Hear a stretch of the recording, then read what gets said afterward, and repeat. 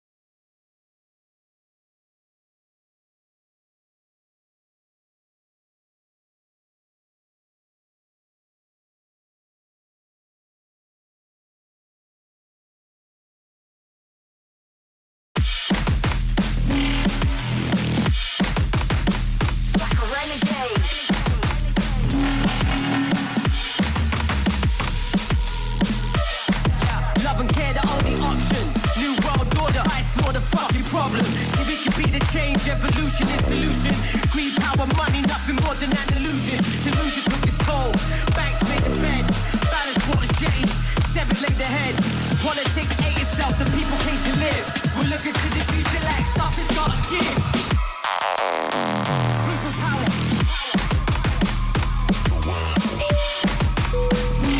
At Ventura.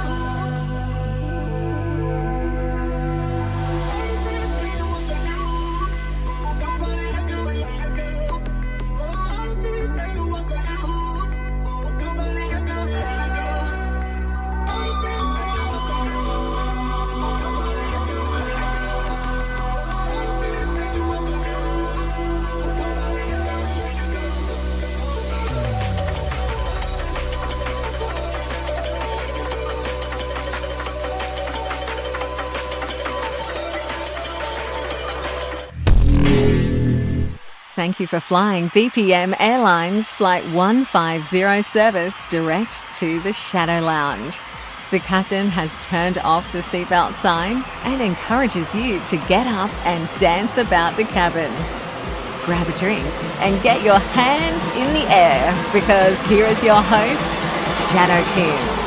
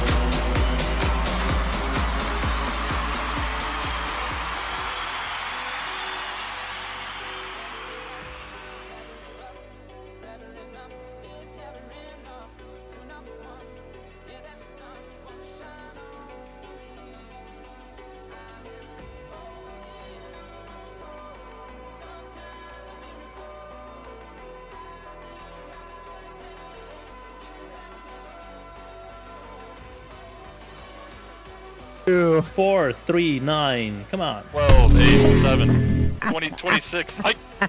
Omaha. Come on!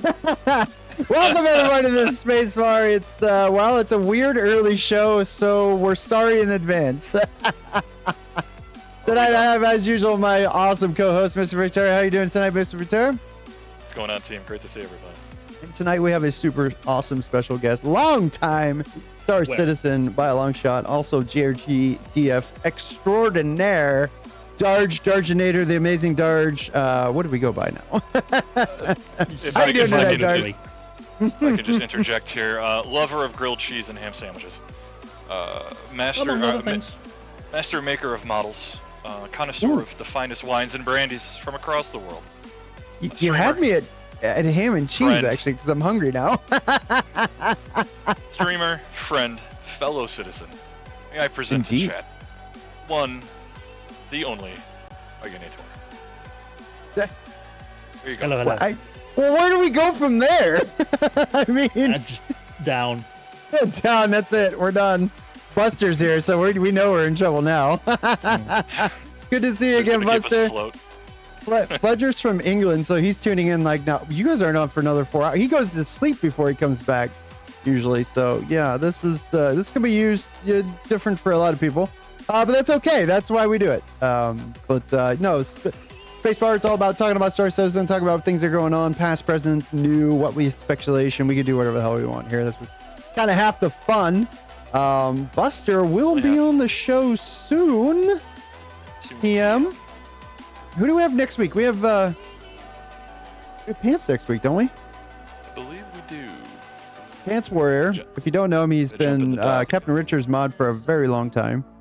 And then maybe we'll have Buster on. But so this week, we didn't have an Inside Star Citizen, so we have, well, I mean, we don't have a lot we have to talk about, but we have a lot we can talk about. We obviously have Speculation Citizen. Oh, yes. That is going to be fun because we've got a lot to talk about for Star Citizen and CitizenCon and the next, the next release, because, we're knocking on that door. Yes, no, I know. I may still make it, Buster, so stay tuned. I may just drive, which would be interesting. Anyway, but no, so where do we begin? I mean, let's just talk about Darjanator. Like, Darj. Let's begin with Darj. When did you first get involved with the Star Citizen project? Like, what was your first? This is always our fun intro question because it guides so many things. What was your first touch with it? Oh, that was about the time before the Hangar module was released. There was some talk about 2.0, okay. No, 0.8. 0.8. Before, yes. In the could be at long least ago, 2 in the years. before time. Yes. No, actually, it came onto my radar when the Kickstarter came up, but for some reason, so Chris Roberts isn't that much of a powerhouse outside of, let's say, the Commonwealth, like the English-speaking countries. Good point. So, going just by what I could see, I kind of wanted to do Elite a bit more than Star Citizen. Makes sense. Just because Elite was a sequel. There were Elite games before it. Star Citizen was a completely brand new IP, so it was going into something completely new. But then a couple of months later, we started talking and started to see just how good Star Citizen could be compared to what Elite was shaping up to be. And then I think it was November 13 is when I got my first package, and I still have that Pathfinder package, even though I have done like 4 upgrades to it so far. It's not on the Carrack. It's not on You've the done well. 315p anymore. Yeah. Good choice. You've done well. But yeah, early days, you heard about it. You weren't early sure. days, yes. So, if some of you don't know, Darj, you're from Romania, right? Nope. You've always been there? No. Nope. Slovenia. Nope. There you go. That's the Okay. One of those. one of those. Not It's from like here. 2,000 kilometers difference. Yeah. Okay. No big deal. No big whoop. There we go, Buster. All right, you're right. I had it up too loud.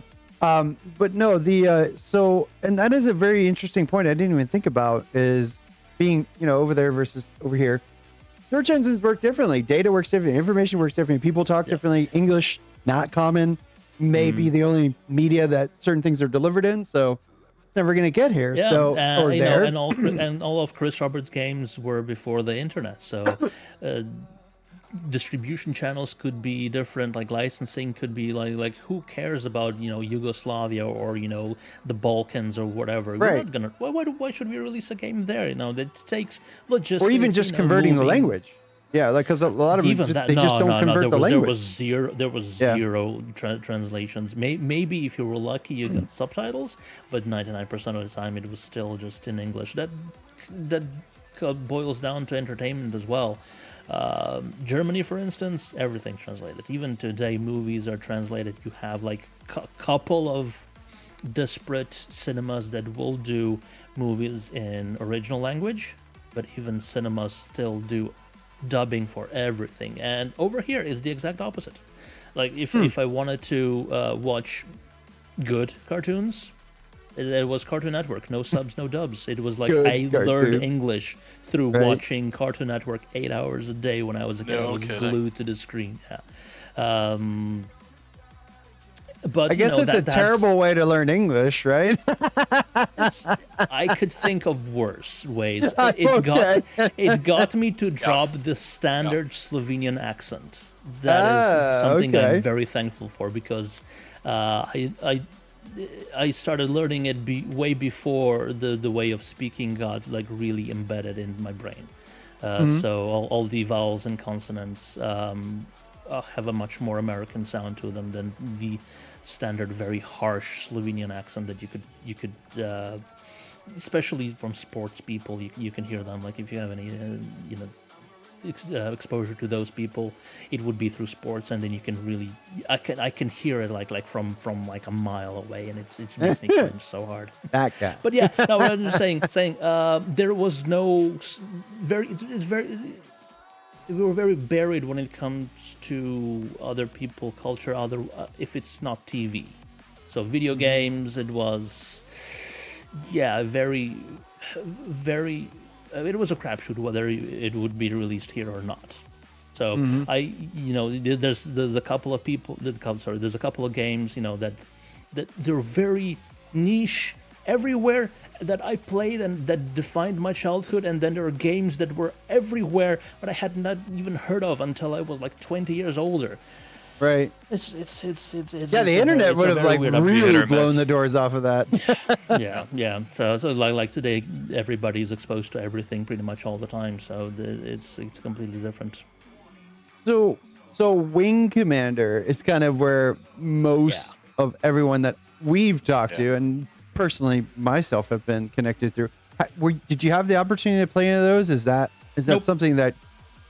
So how never did even you heard of it know? before the Star Citizen Kickstarter. Okay, so that's the bonus question is: did you know Chris Roberts, or did you know what you saw? Okay, that's good. That's brilliant.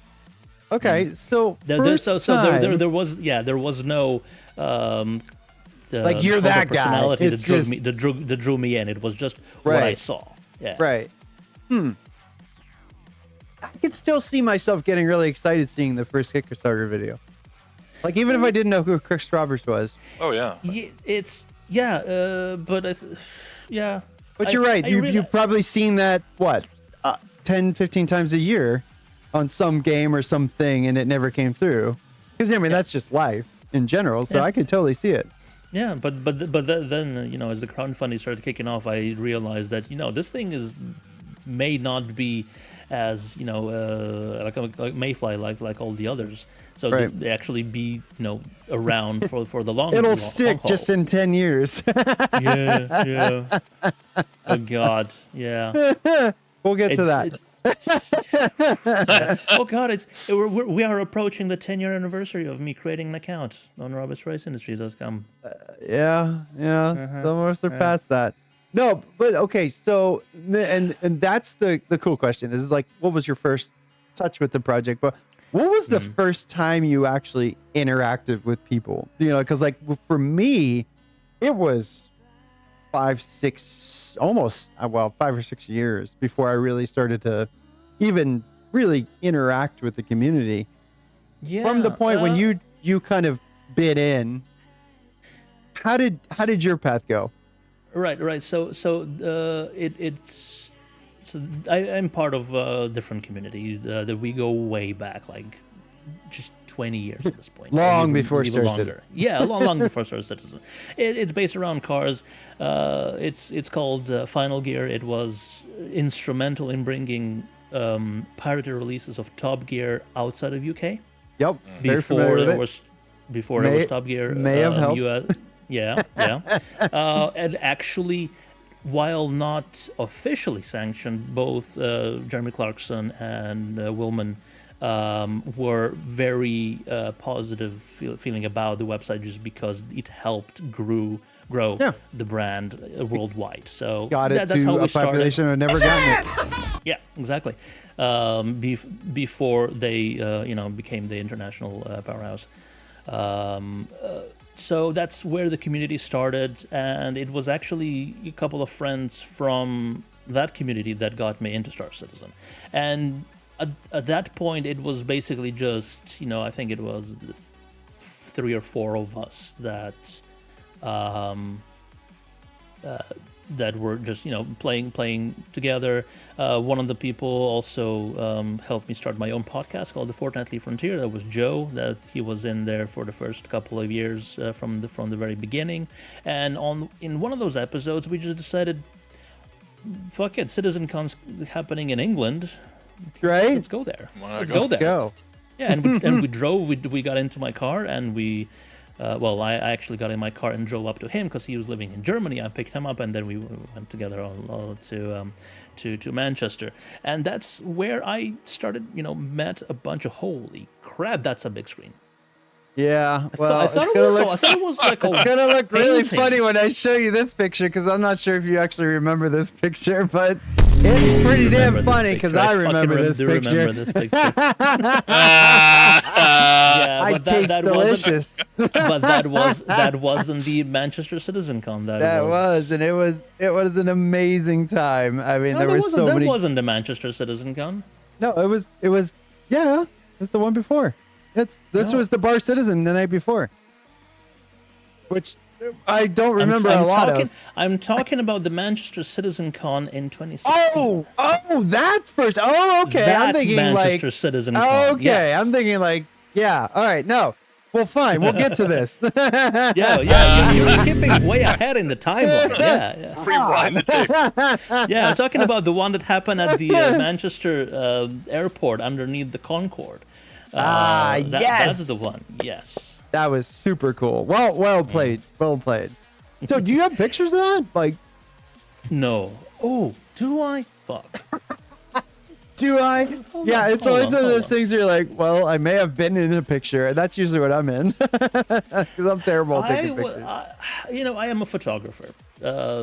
He does that every now and then. I do that every now and then. Yeah.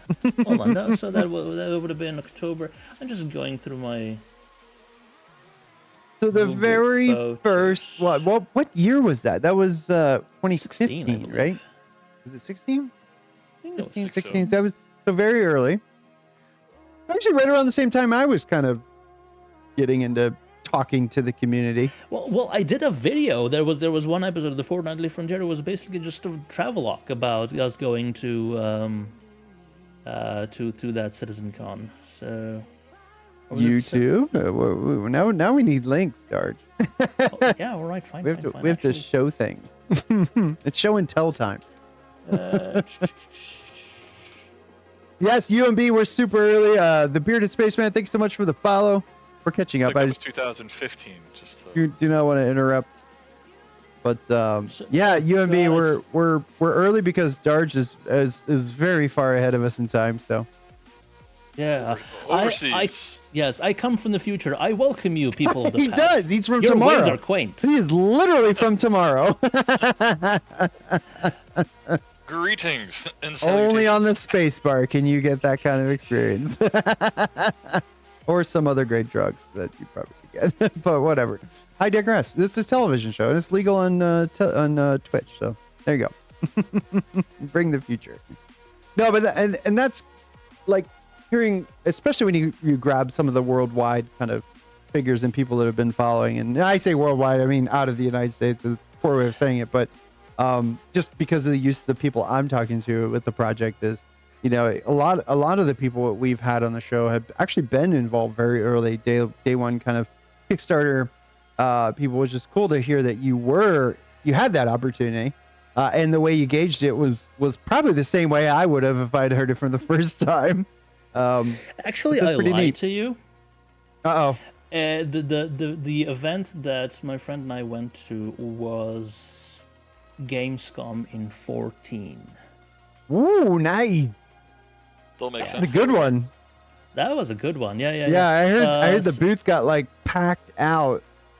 So there was actually 3 of us, and that is the event where crowdfunding went over 50 million. Mm-hmm. They had the first Idris sale, and my friend actually got the Idris at that point. He was on his phone, and the site was crashing around us like you wouldn't believe. I mean, of course you would believe. You mean it's just like today? It's just bigger. Exactly. it's always they balance it very well compared to the community numbers, and it's always teetering on the edge of crashing. And then when they run a event like that, it does.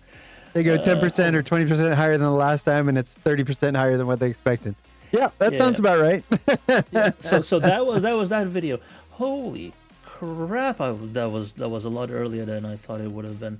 But I do remember So that was the travelogue that Okay, so we've got 10 minutes here. Anything specific? Yeah. We'll just let it roll. We'll just let it roll. Just let it roll on mute. And yeah. you can kind of just pick out what you think is the best moments. I could always raise volume at any moment. Nah.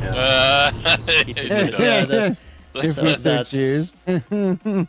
Yeah. Oh god, the old logo. Oh, the old logo. Fortnightly Frontier. I like it already. Look at that guy. Yeah, look at this guy. Yeah. He's what, 10 years younger there. Yeah. Yeah. And you could actually honestly say that. Okay, Yeah, so 'cause Victoria, 10 years give of me growth. some math. Figure out what was the date on this? The date was That 8 was- years ago. Find out what the funding was 8 years God. ago, if you can. I'll give it. Well, no, it's the Gamescom. So. You got the chinchilla mic and everything. Yeah, this. Yeah. Yes. This was crazy packed. So the video came out on 20th August of 2014.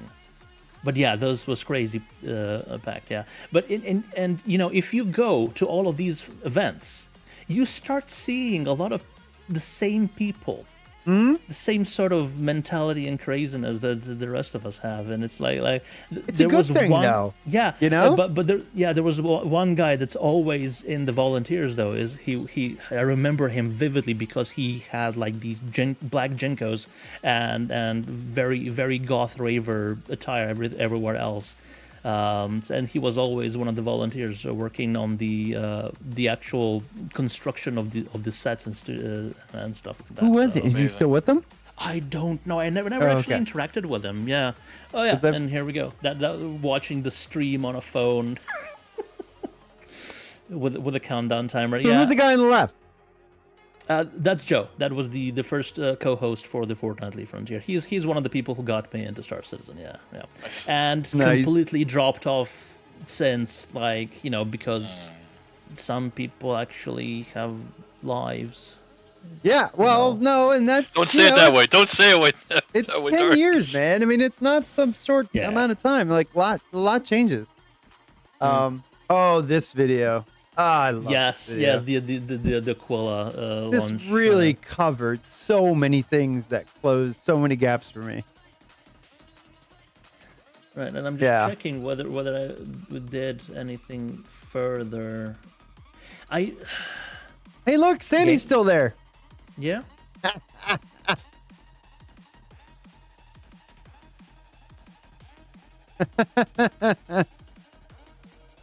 Oh, right. In the second season, when we went from video to just audio for some reason, because I did the multicam edit of the first season of the Fortnightly Frontier, and that took hours. And Look and at I that. just got so Revel tired in of it. York, Arrow View, Southland, via. Yeah, just look at those logos. Boy, does that bring it back. It does. It really does. Yeah, there is CIG people turning over their graves watching this. Yo, That's no, okay, though. They've got it. No. But I mean, that's the fun of only evolution thing, of a company. No, the only thing they turn around in their graves about is the 2016 holiday stream. So We don't talk about that. No, actually, we do. no, We talk about we anything. do talk about that. You know, and you know what I'm gonna do by proxy. I hope I can get Paul onto this. I'm gonna put the thing on a VHS tape and copy Well it. done. Betamax? I think you should do Betamax. No. It has to be VHS because it's a lot. Nobody would be able to more. play it. Yeah, exactly. And it's not better quality anyway, and it has to be shitty quality. It's gonna have to be a super long play tape so you can get 3 hours on it. There you go. And gonna design like a really really cheesy and shitty cover for it, and do it like the Star Wars Christmas special. I was gonna say, if you need help with box art, let me know. But That's Yeah. brilliant. Just 39 million was at 2014. You said 20. This was 2014. Oh, okay. So yeah. I'm getting my dates so mixed up. Yeah. No, it's okay. Well, on this project, I'm not surprised because I'm the same way.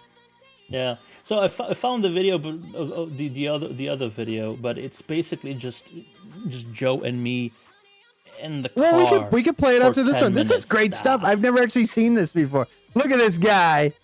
Look at this guy. Yeah, you'd actually have to just play the last 3 minutes of it, and that is the last 3 minutes, because up until, oh my god, I had short hair at one point. What the fuck? That's half the fun. That's half the fun. I was 30 pounds lighter then. That's what I say. Yeah, pretty much. Yeah. Well, I don't think it just got better. I think we all just swelled. No. It's feature creep. Yeah, yes. It's feature, yes. Much feature. I like that. I can handle that. So the energy in the room, like the place was packed. I know that. Yes. Yeah. Because there was concern with the balcony was overcrowded, and I heard a couple things come out of that, but it was great. I mean, overall, amazing vibe in the entire room. Yeah. The atmosphere was great. Yeah. These guys popped up on several subsequent events as well, it was great. But it showcased that, just like with that one,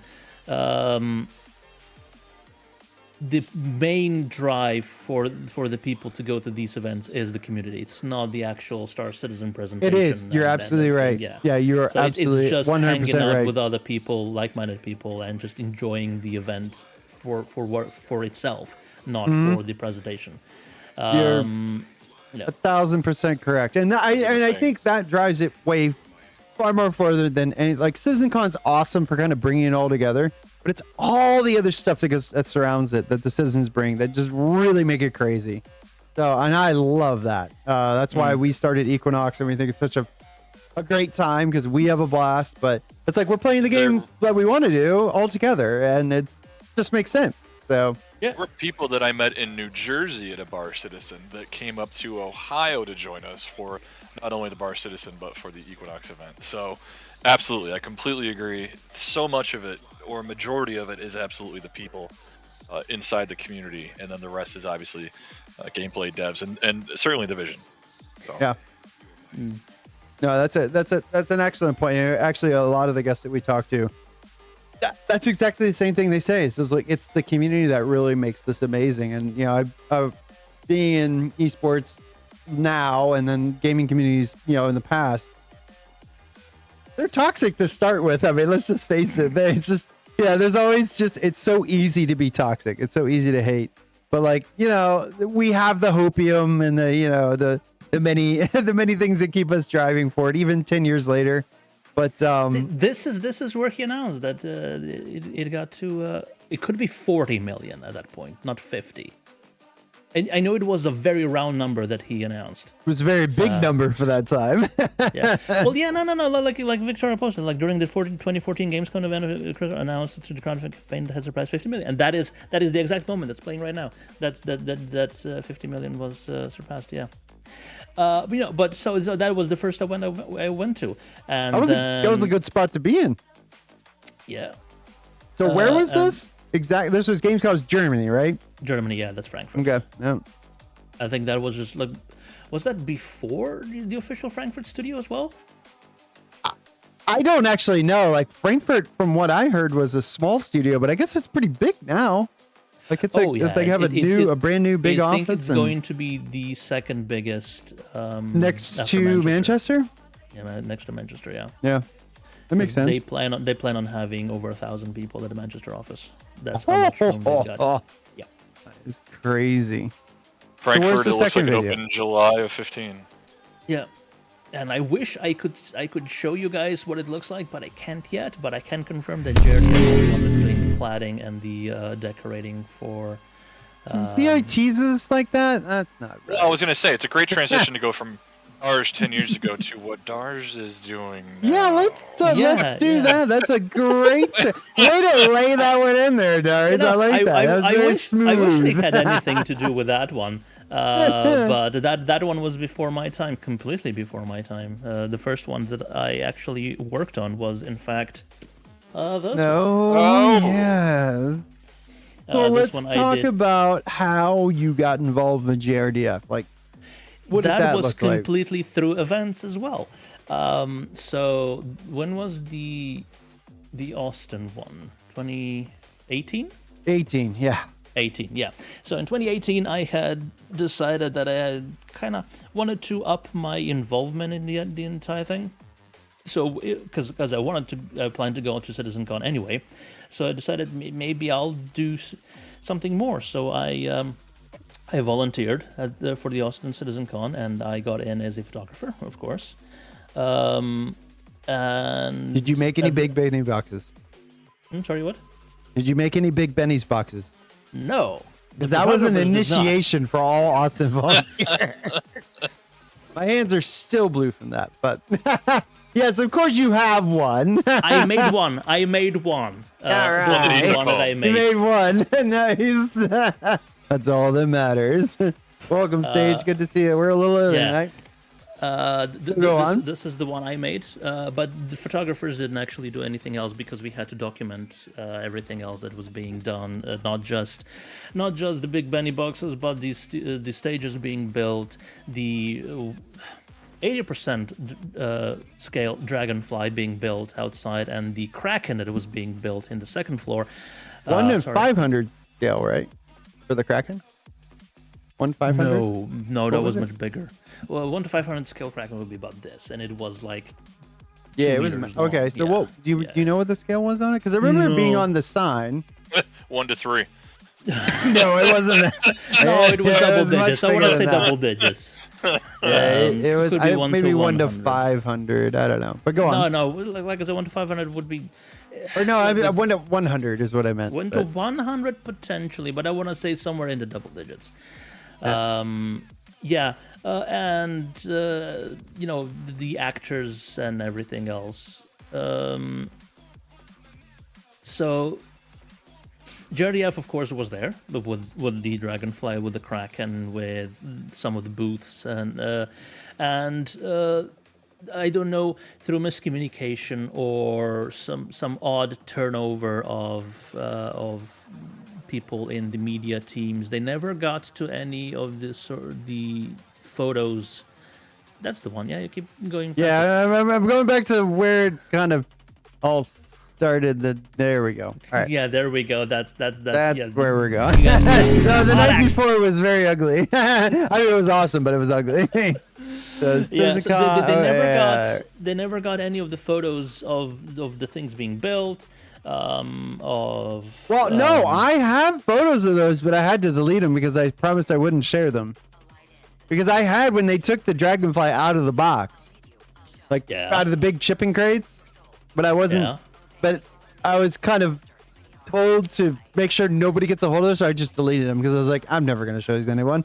And this was my first real experience with the community, personally, firsthand. But I mean, the CIG, CIG photographers were supposed to document everything, and I did. I documented everything. I actually even made a. Is that my hand? No, that's my hand, but that is my box that I made that's up there. Because I have a cut on my hand that's basically. Yeah, no, we had a lot of cuts on our hands that weekend, man. Oh my god. I helped take this thing out of the damn box. That thing was impossible. Yeah. No, but we were supposed to, I even made a time lapse of the thing being built.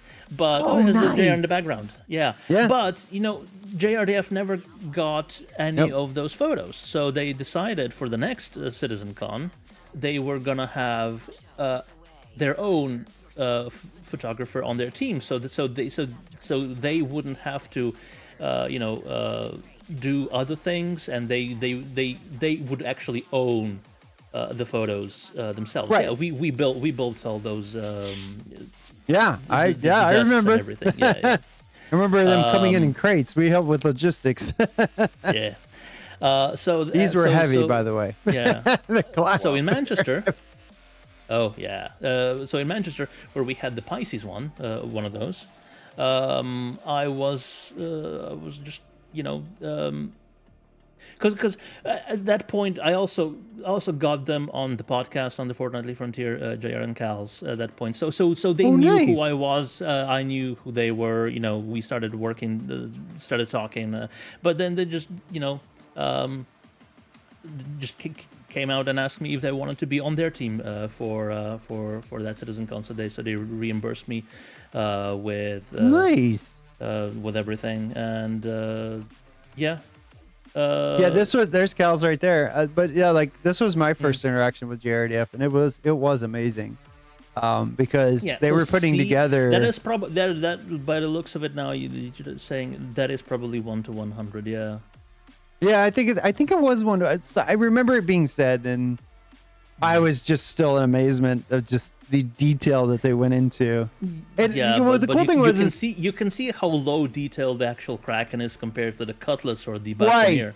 But that was what made it unique was where they chose to, because this thing would be ridiculously expensive and impossible to basically reconstruct in a new place if every little piece was detailed. But the way they focused on the points that should have been detailed was just perfect. I mean, it really touched in a way that was that is awesome. One of the things why what defines the JRDF models, because getting a ship that is big enough for a game character that is bigger than a human.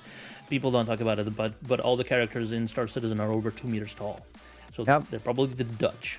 I'm okay with that. Ship's big enough for characters of that size to walk around freely. To shrink them down, to be this big or this big, takes a lot of design work to know what you have to let go and which parts to keep, right, and which parts to emphasize, because you can't just take a game model and chuck it in a 3D printer. It's gonna fall apart. Yeah, I tried. It's gonna go pretty terribly, like this engine did, because we had help me out. We had Drew. God, it was totally straight. Drew was like, yeah, that's one of the engines on the Buccaneer that we printed that didn't come out right. And we are like, well, it's perfectly used here. We were kind of talking this in the pre-show. So, yeah, I mean, like things like this is like, that was a great use of, there's so many details that for, say, scale of 1 to 500 or 1 to 200, they would become smaller than the width of a human hair. You don't consider that when you're looking at it, and it's taller than you are. But when it comes to being a bit that size, you need to start making concessions, and that's why now that I have. When are we getting these darts? Speaking, JRDF.SC. Now, so I'm jumping ahead in my history with JRDF. I'm now the 3D modeler and designer for the 1 to 500 diorama kits, the ones that come in these little nice little blister packs that are quite cheap, I would say, on JRDF.SC.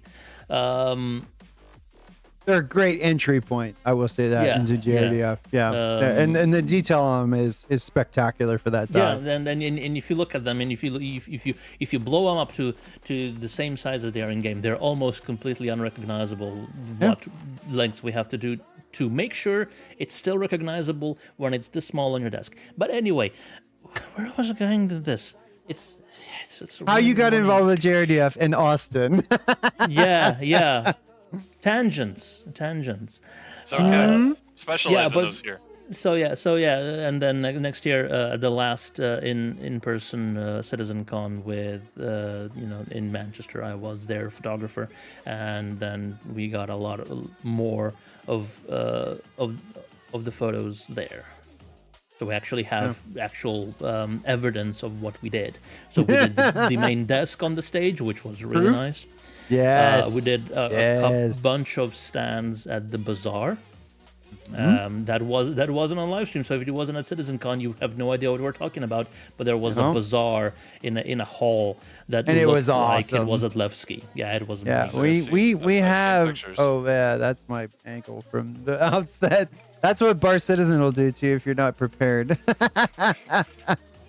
Yeah. But we have. Let's see. All right, so let's go through some of the pre-setup. So I'm sure. So okay. So tell me this: when this was all being set up, how many and were you allowed to share any of the setup pictures that's like this? Because we were, as volunteers, we were told don't show any of this until after the show, and I was like, okay, cool, I'm fine with that. I was going to do anyway. I think after the show, it's fine. Yeah. Yeah. There we go. So I have. It's at the CitizenCon website. Oh. So someone's gone through. Someone's gone through and messed up my website. No, I had a very extensive gallery. No, it wasn't Jerry of the Deceive. Hold on. I can send you some photos, and if you can open them up, we'll just zip them up quickly. I go through these a lot because Manchester was pretty awesome. I got to meet a lot of really good people for the first time. It was the best Citizen. Even though I said before the show doesn't matter, the show was fucking awesome. Yeah, it was over the top. So when I was talking to Tyler about CitizenCon this year, he's like, take Manchester and multiply it by 5, and I was like, you can't. And then I was like, oh, yeah.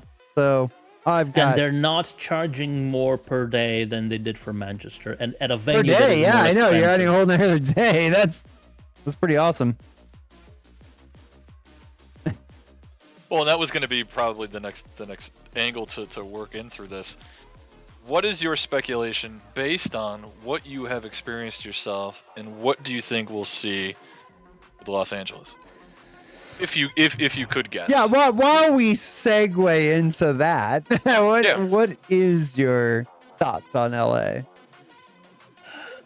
I am going to be kicking myself if what I think is going to happen because I'm not going to be there. Unfortunately, money is a bit tight right now, so I can't make it to the LA. Oh, unless I throw up a GoFundMe and people, Well, you need me. to tell how much you need to raise first before you can throw one up. So you should figure that You out. gonna put up first. a GoDarge me? GoDarge me. Well, Darge, we'll talk about that because I might have a really big house already rented, so we'll talk about that for the show. Because I'd love to have you. But I think it's going to be not completely, but it's going to be very Squadron 42. Just because they haven't talked anything about Squadron 42 since the last CitizenCon. Long time. Yeah.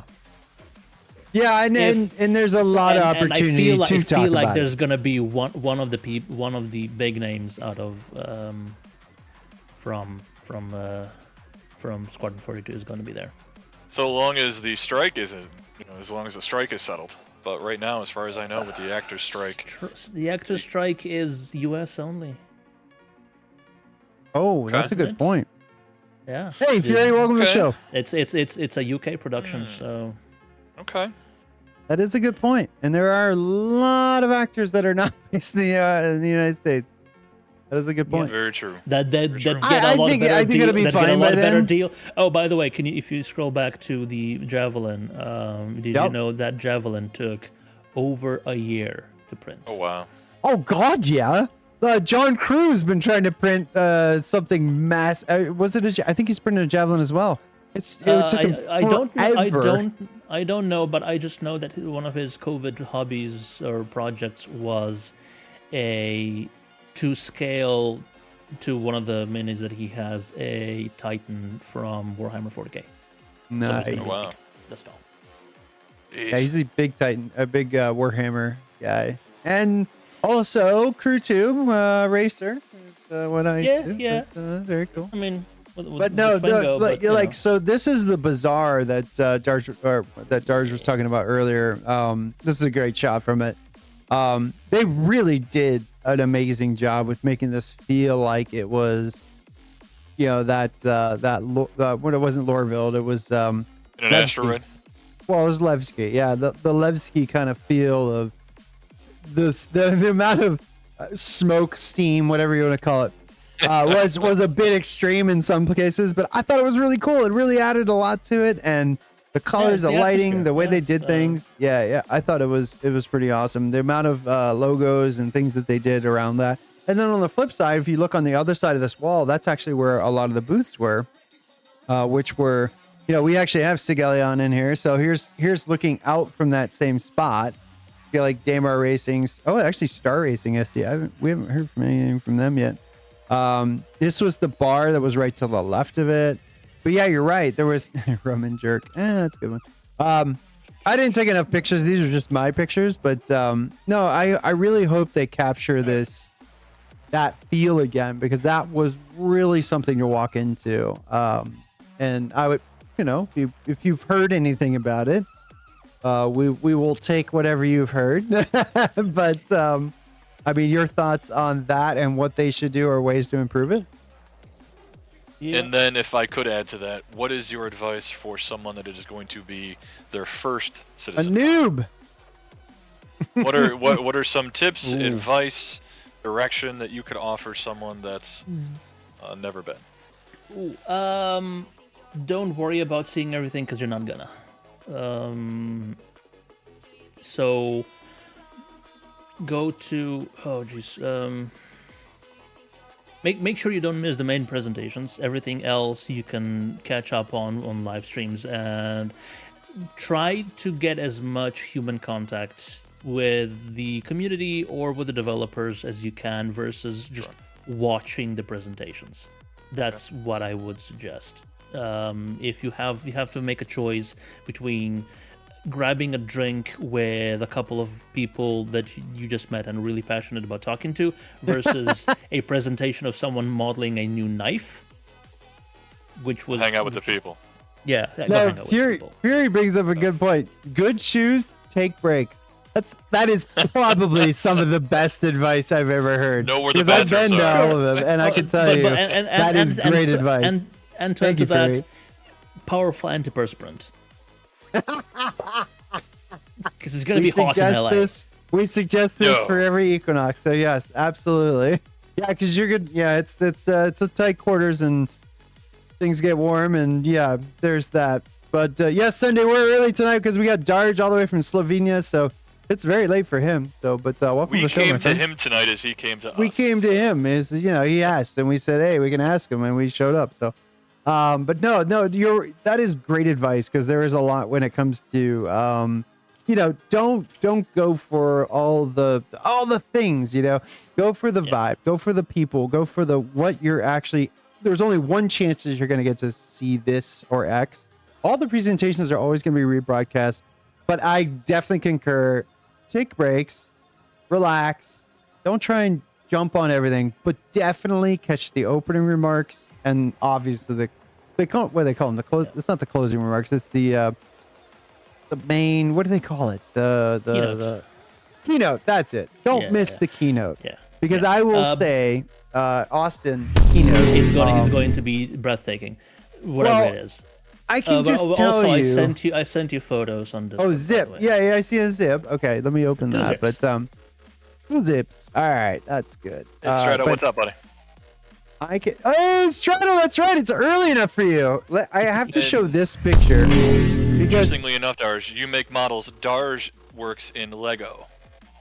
No, other way around. Darj makes models. Strato. Strato works in Legos and is just a master brick builder. Yeah, sorry. It's early. It's early. We'll show you some of his creations, but I want to touch on this. That was good though. The energy in the room. This was literally seconds before the curtain opened, because I hobbled up to the top floor. Because if you see the shot before it, I was actually. Oh no, he was there too. Wrong direction. I was okay. Maybe it wasn't the shot before it. The Roasted Cowboy. How many mistakes did you make? No, this shot right here. Before we went on stage. This was the shot behind the scenes of like what the screen looked like, and then I was actually on stage as it happened. But I was up there before this all started because they were like all volunteers to the back, and I had to run my ass down there. But I can tell you that opening feel and the energy when Chris walked on stage was awesome because it was the entire community coming together and just being like, yeah, fuck yeah, we don't care what the hell you show us, we're doing this, and it was just like, it was amazing to be there and be a part of that and hear that scream and the roar. The energy was awesome. So yes, definitely catch the keynote or whatever they call it. Yeah, this year. Yeah. I will concur with that. But yeah, don't worry about catching the talks. Meet the people. I think that's a great thing. And if it's another Road to Pyro, just walk out. just PTFO, go do something else. Yeah, just walk out. Anyway, no, that's I'll leave that one for here and there. But let's go on to the show. Yes, we're a bit early.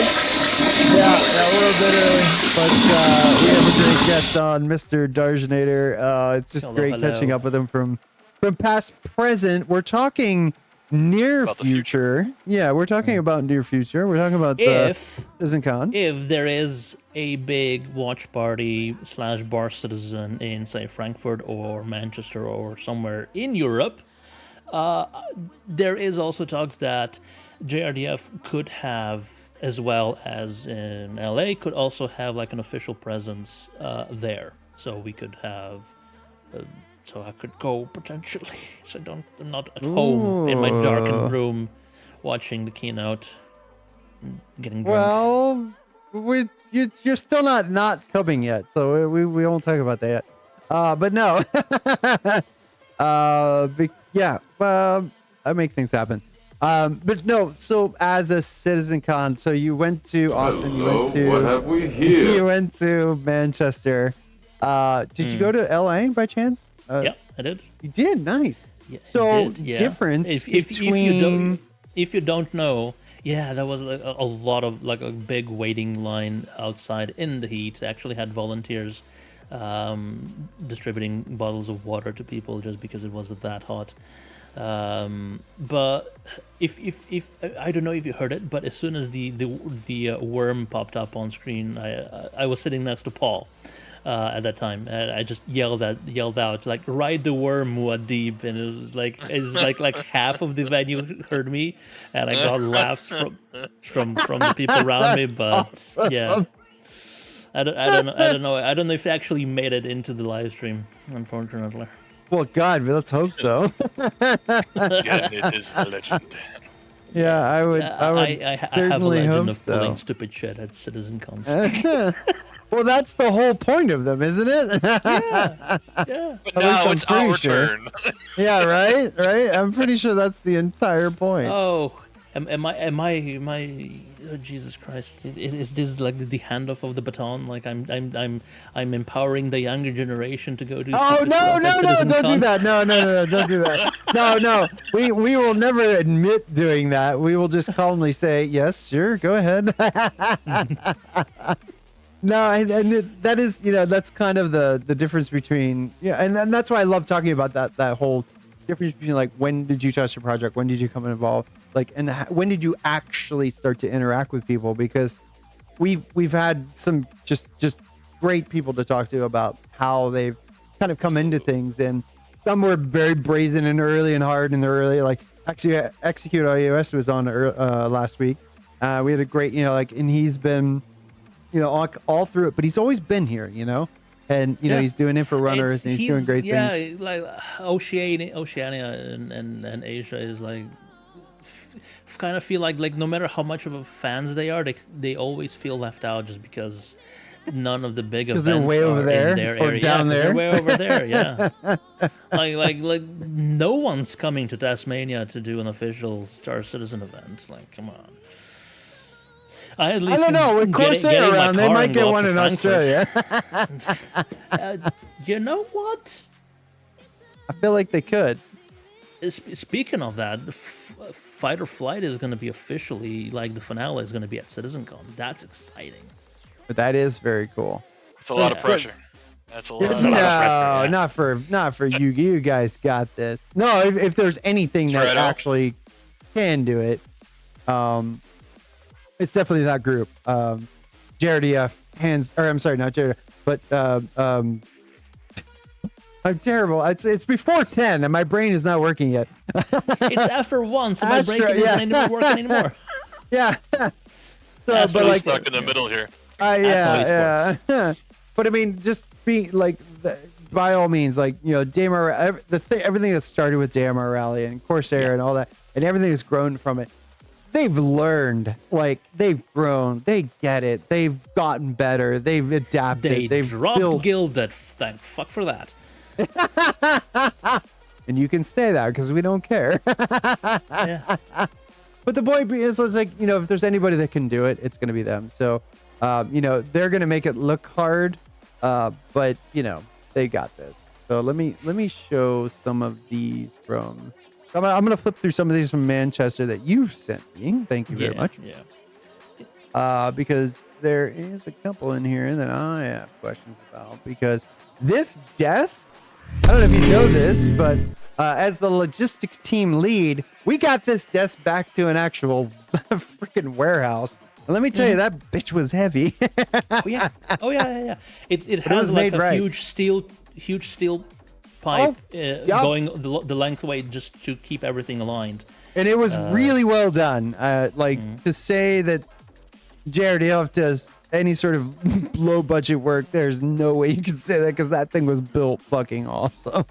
And it's based on one of the desks in game. It's the one I think the closest one in shape and design, because it's modular in game. You can see the pipe going right under the. So in That's right through there. it's at what is it called, the center mass shop at New Babbage. That's the one. So yeah. What happens to all this stuff? God, I remember that lift. That lift was so loud. It had so like the English, British, whatever safety standards. The sound that lift made when it moved anywhere was just astronomically loud. And it could have woke the dead.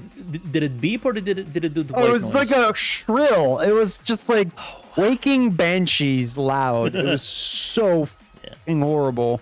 Because I was in there helping set up. The Daymar Rally trophies. Those. He has that we did look as every well. time, by the way. Yeah, he does. Zyla does do that same. Yeah. The Daymar Rally trophies. Those are solid metal. We do them every year. In a different metal. Watch the video on the forging. Yes, process of those. yes. If was somebody can link the incredible. video or send either myself or Victoria, we'll link it in chat. It is awesome, like fireborn metal. I have a new one of that. We haven't published it yet, so I can't share it. But So those are like 15 kilos. Yeah, they're ridiculous. Yeah, they're ridiculously awesome. I get to pick 30 one up. pounds for those still in black and white. Yes. So the Imperial. Yeah. But this was this not one of the first projects that Jared F did for CIG? The very first project. Yeah, But the not very for first. CIG. He did it for Periverse, I believe. Just because he wanted to. And it wasn't the Levski variant, it was the clean one. Yeah, it was clean. It was everything before the fine. spray paint on it. Yeah. Uh-huh. Yeah.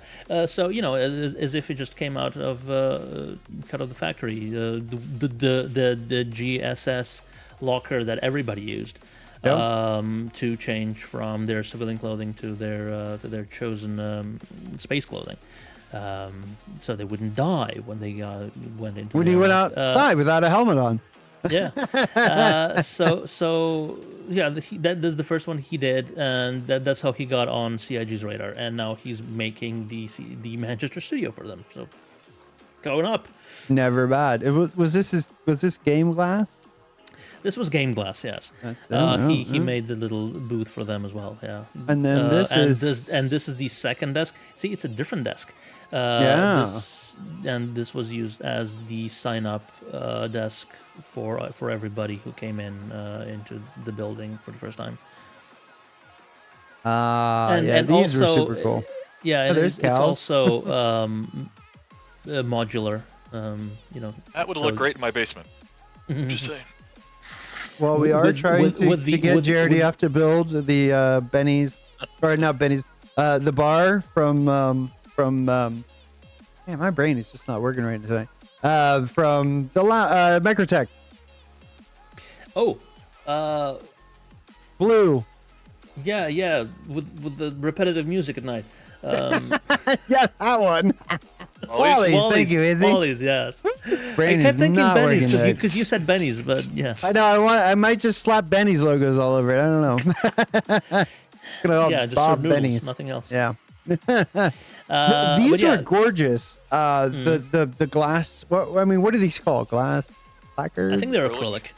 They're acrylic. yeah. Yeah.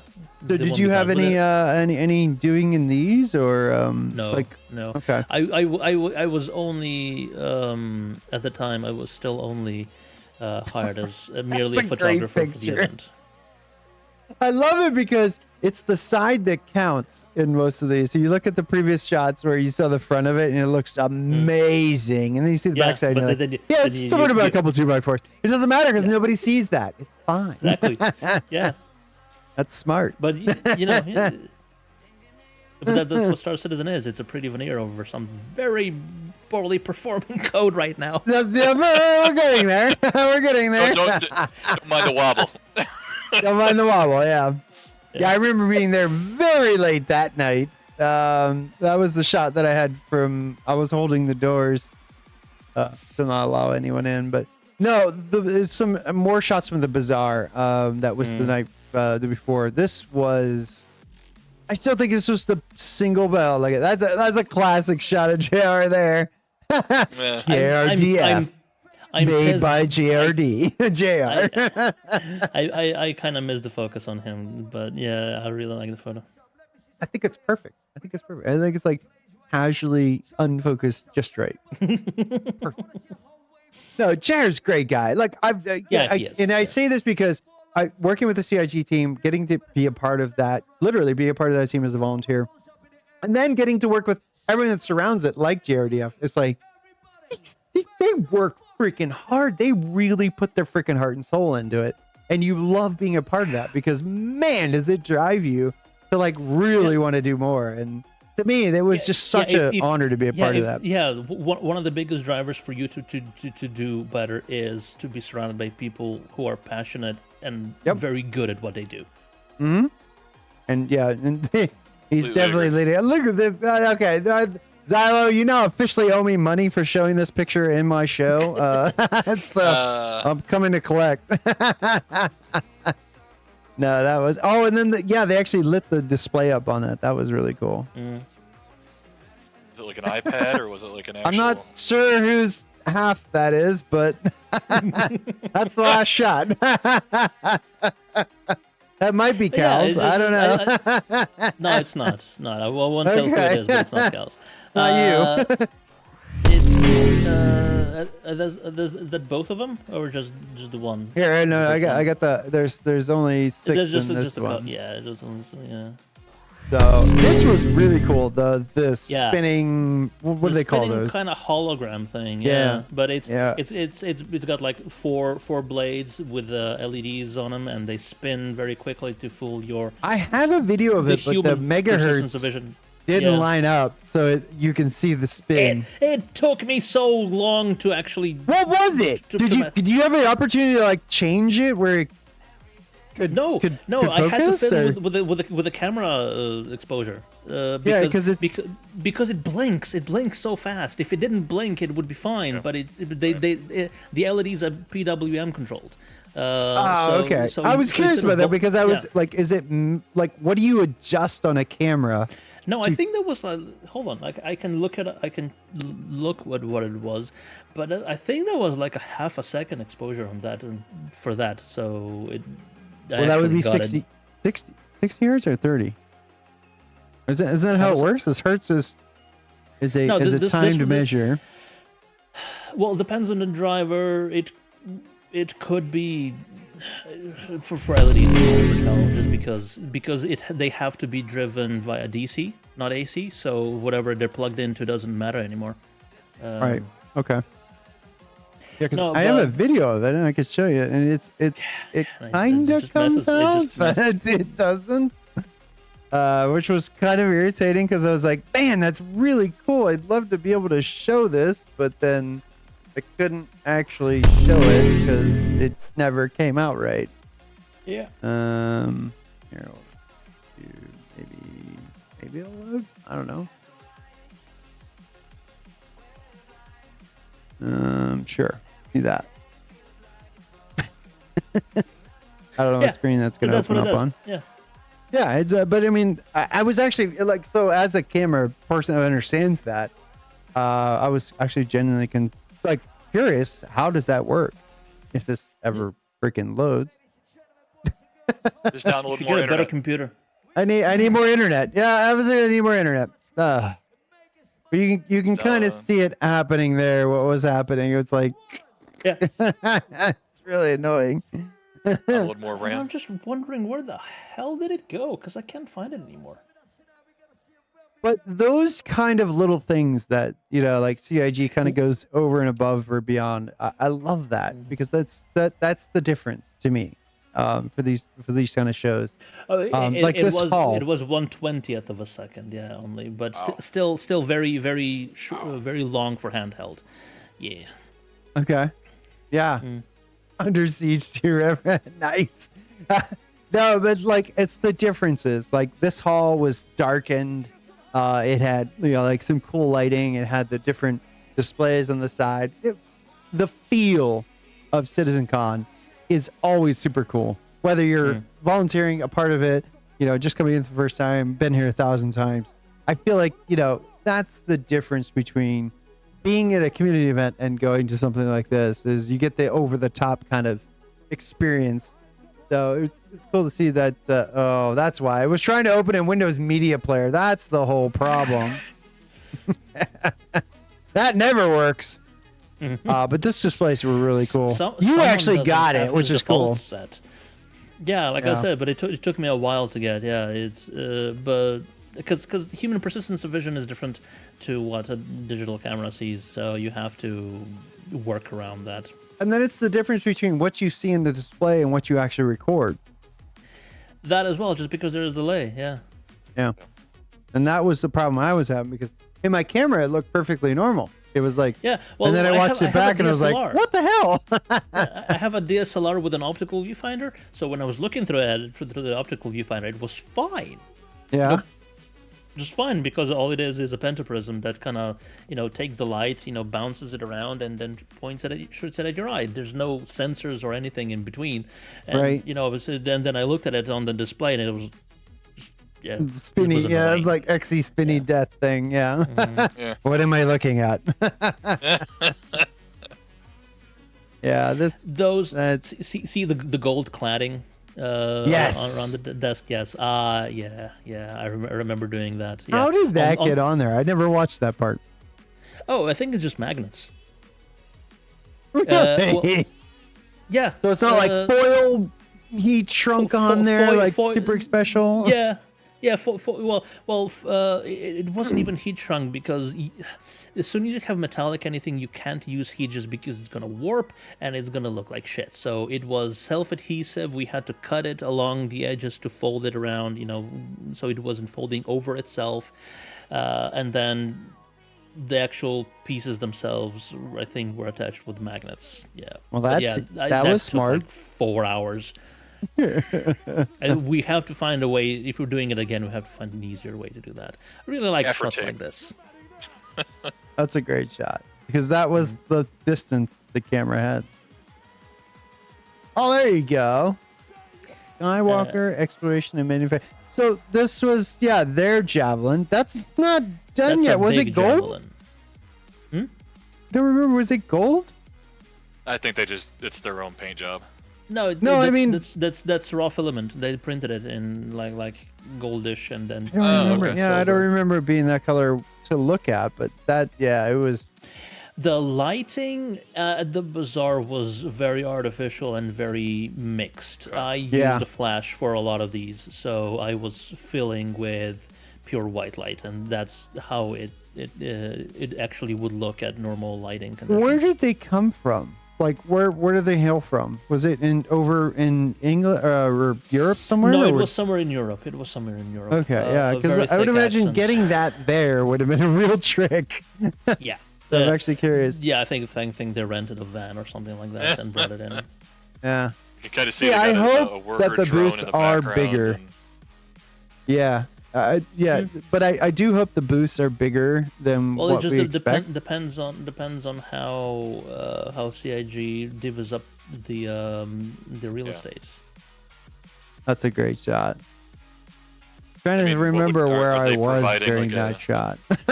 Yeah, this was towards closing, and everybody was just like going everywhere.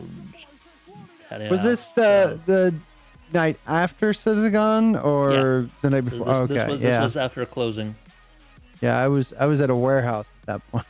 Hey, putting your desk away, actually. Yeah. Yeah, that was a long night. There's Meyer that's- back there. Yeah. Yeah, there's Firemaster and I'm terrible with names. Far right. Just spoke to him a couple days ago in volunteer chat. Man, yeah, it's gonna be awesome to see everyone again. Whatever. I mean, just Say hi for me. oh, maybe you can say hi for yourself. Wait, it's not over yet. It's not over yet. Don't give my hopes up. Like I will, because I do that and I deliver. No, you got me thinking now. So Look. If you go to Darjanator.com, there's a PayPal link to donate there. So that's all I'm saying. well, I need to know how much it's first. So Yeah. I had a warehouse blocked out from account. Yeah, no, that was after. That was actually way after. We did get yeah. Anyway, There you go, Darsh. no, there you go, but Darsh. right in chat. There's a, there you go. Get Darge to CitizenCon. Get Darge to CitizenCon. Get Darge to because all you got to do is get there, and then we'll handle the rest here at Shadow Corp, because that's what we do. it's a Kickdarger. It's not a Kickstarter. It's a Kickdarger. No, don't kick him. Yeah, just For $5, Darsh. For $5.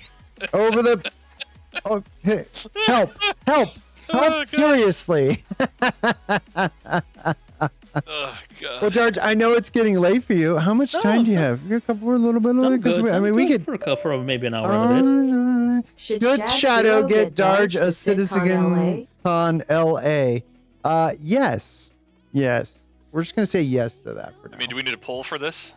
I don't think we need a poll for this. I think I already know what the intention is. I just need to figure out what the actual Start a number poll that is. says how many kicks will it take to get Darge? How many kicks will it take to get Darge over to get me over the Atlantic? Yeah. It can happen, folks. No, Izzy, you need to come. Izzy, you need to come to. Izzy, you can drive across a single continent to get to LA, unlike Darge, which has to come from a very much farther away. How much is a kick in dollar terms? I'm gonna say it's at least $100. We're gonna say $100.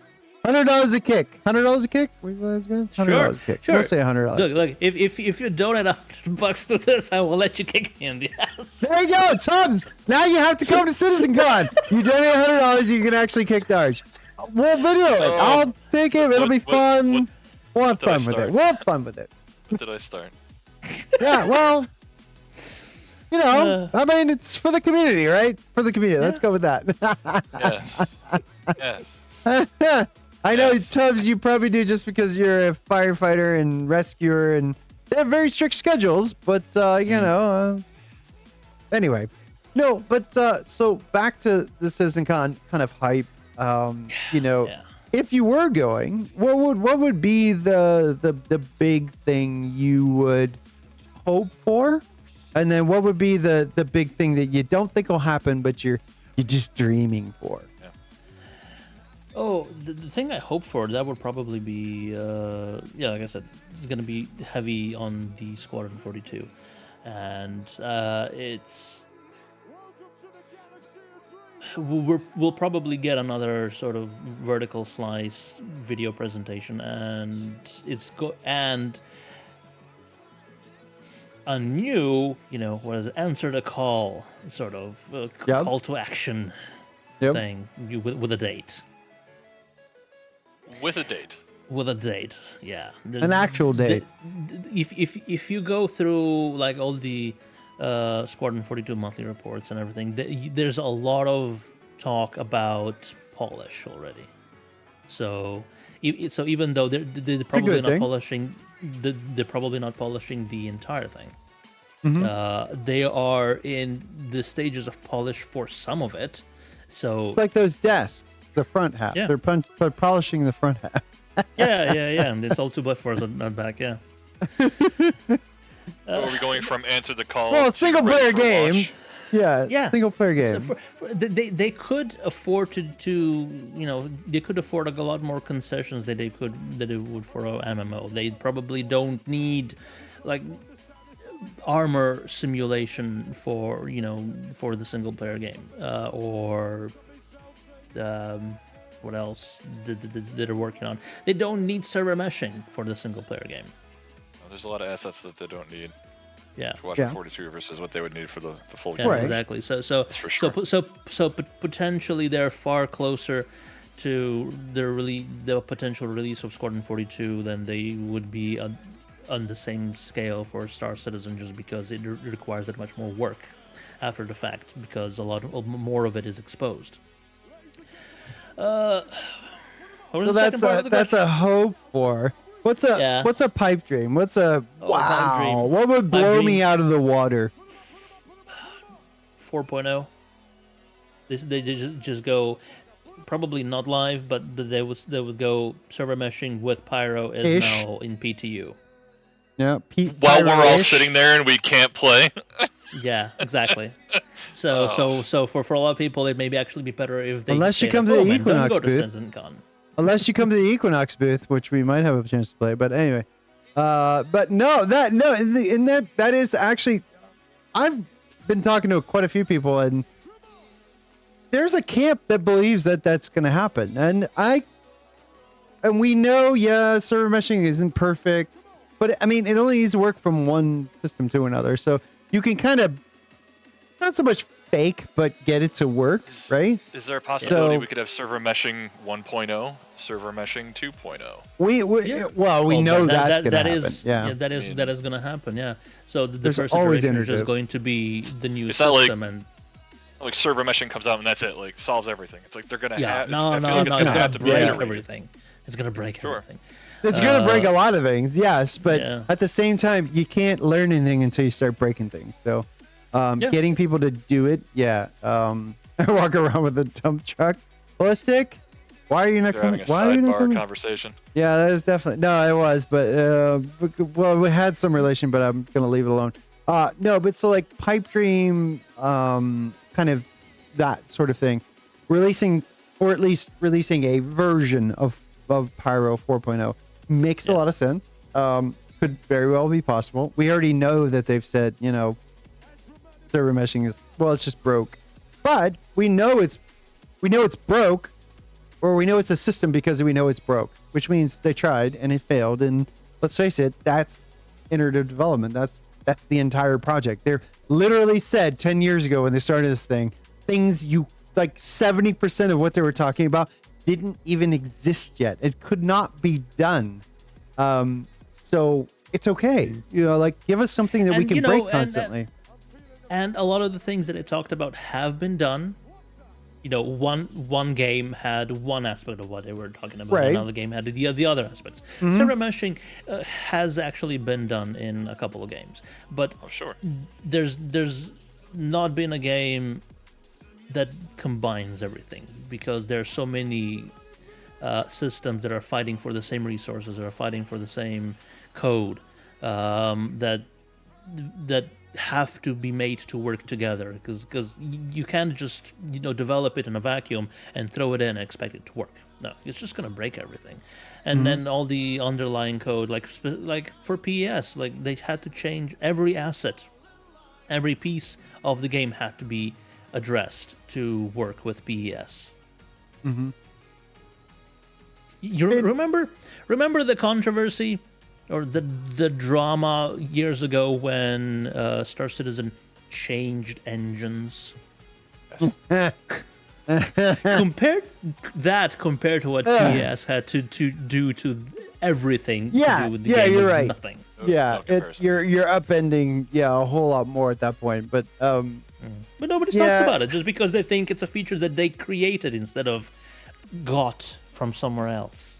Right, and that's actually kind of the biggest issue between like the 2016 era and through 2018, and then where we're at now is they started in one place, they got to some place, realized it couldn't get there, but then other legal things happened and yada yada, and then basically made massive changes to get to a new place and kind of learned everything new, bringing some of what they brought old. And there's been a lot of speculation, at least that I've been thinking of, is what happens when they just go write their own thing? How good is that? Is that smart? I don't think it is right now. But it's totally possible with the amount of funding they've got, with the way the crew they have writing these large pieces of things that are their own. I think is a good idea because it's theirs to maintain. And there's and as much as they've learned, licensed to other people.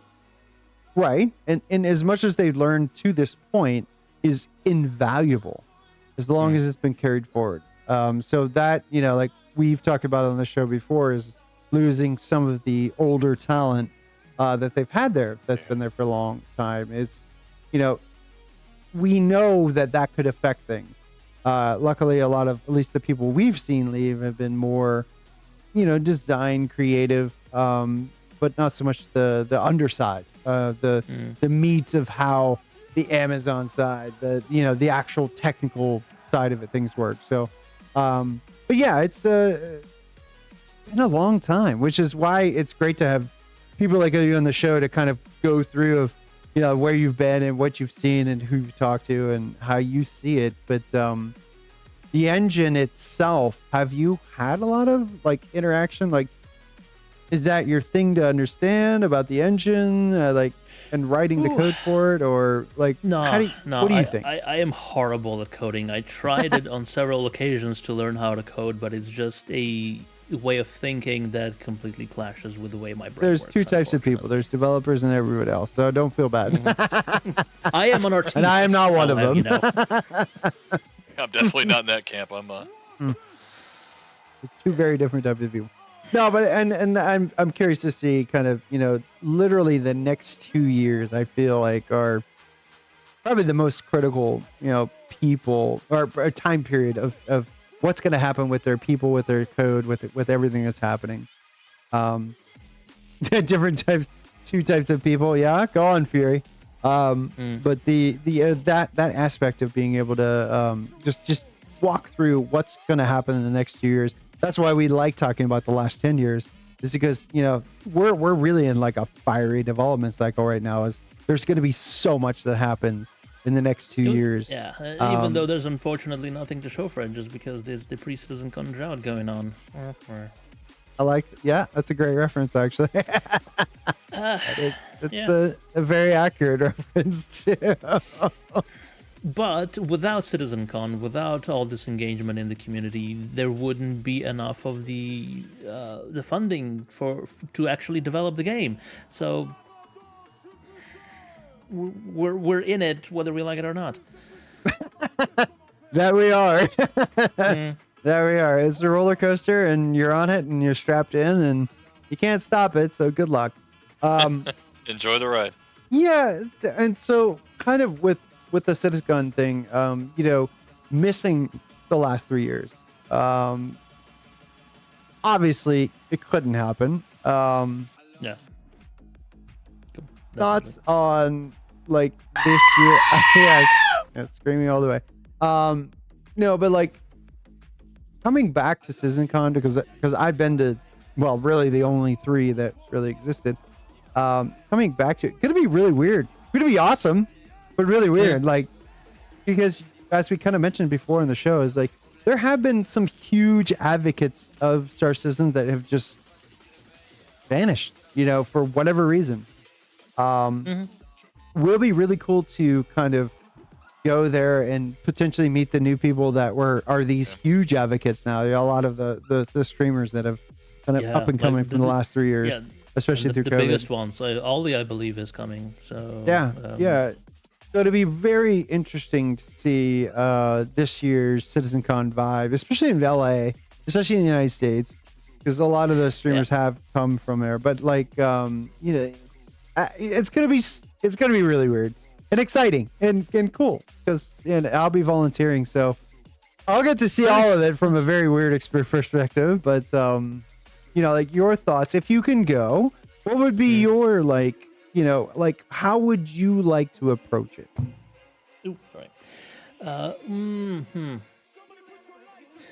Well, if I had the funds, I'd probably either go as part of JDF or as a volunteer again, because that was amazing. Getting the ability to see behind the scenes of how the stuff is made, the production of the event, and and just hanging out with all the people that are in charge, or just not just in charge, but just the team making being a part of the team. Yeah. It's so nice. Stim was also a volunteer at the previous one, and I just I drug his ass there. Yes. Yeah, just sitting in the volunteer lounge doing those the gold foil on those damn pieces of crap for the desk, and just shooting the shit and talking like we're talking right now, and it's just it's such a great sense of community. November, Manchester, UK 2019, Izzy. Yeah, that was the one, yeah. So, and then, as Bo Burnham says, the funniest thing happened. On the way to the CitizenCon. Yeah. COVID. COVID, yeah.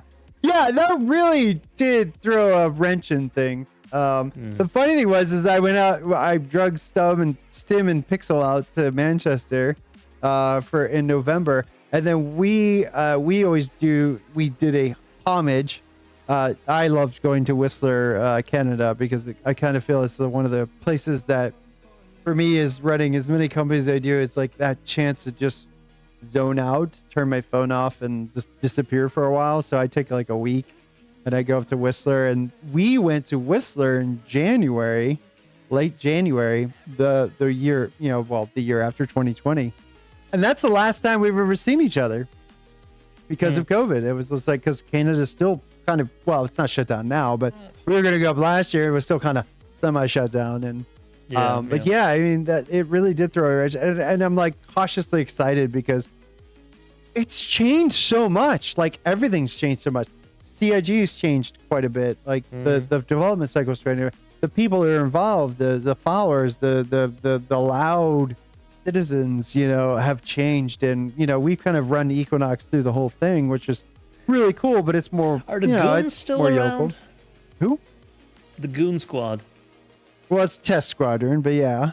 No. I mean the from Something Awful forums, the big Refundians, the Futters, those guys. No, the Goon around, Squad. or have they completely lost interest now because they realized nothing they did made a difference? Well, it doesn't matter because eventually when the game goes live, they will. Oh yeah, good to see you, my be friend. back. Yeah, with some new goalposts to move. Yes, of course. Yeah, when the game releases, of course they'll be back. Capital ship, Arsh.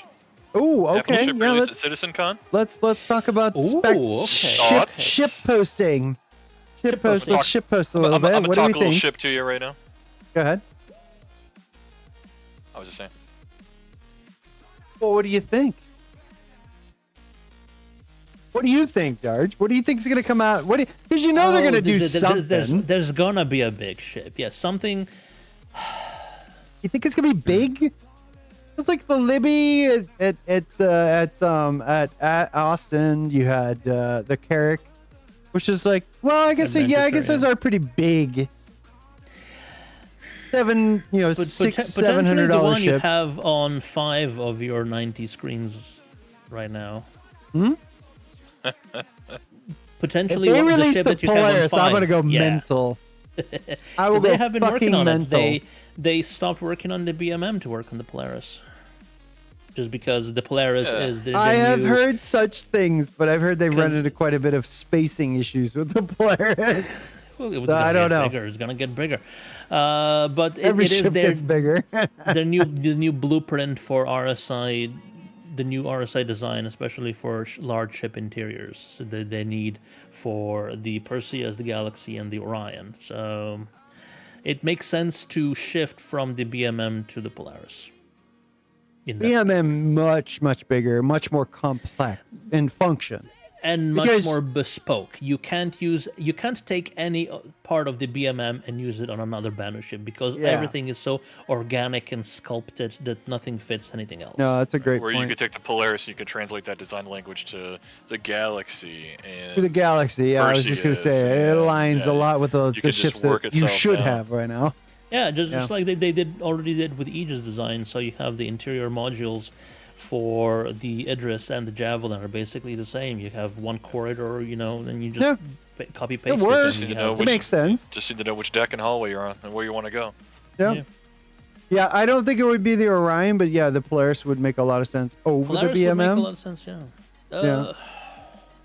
Because the Galaxy alone, the new ship they just launched, obviously they show the Is Perseus. there.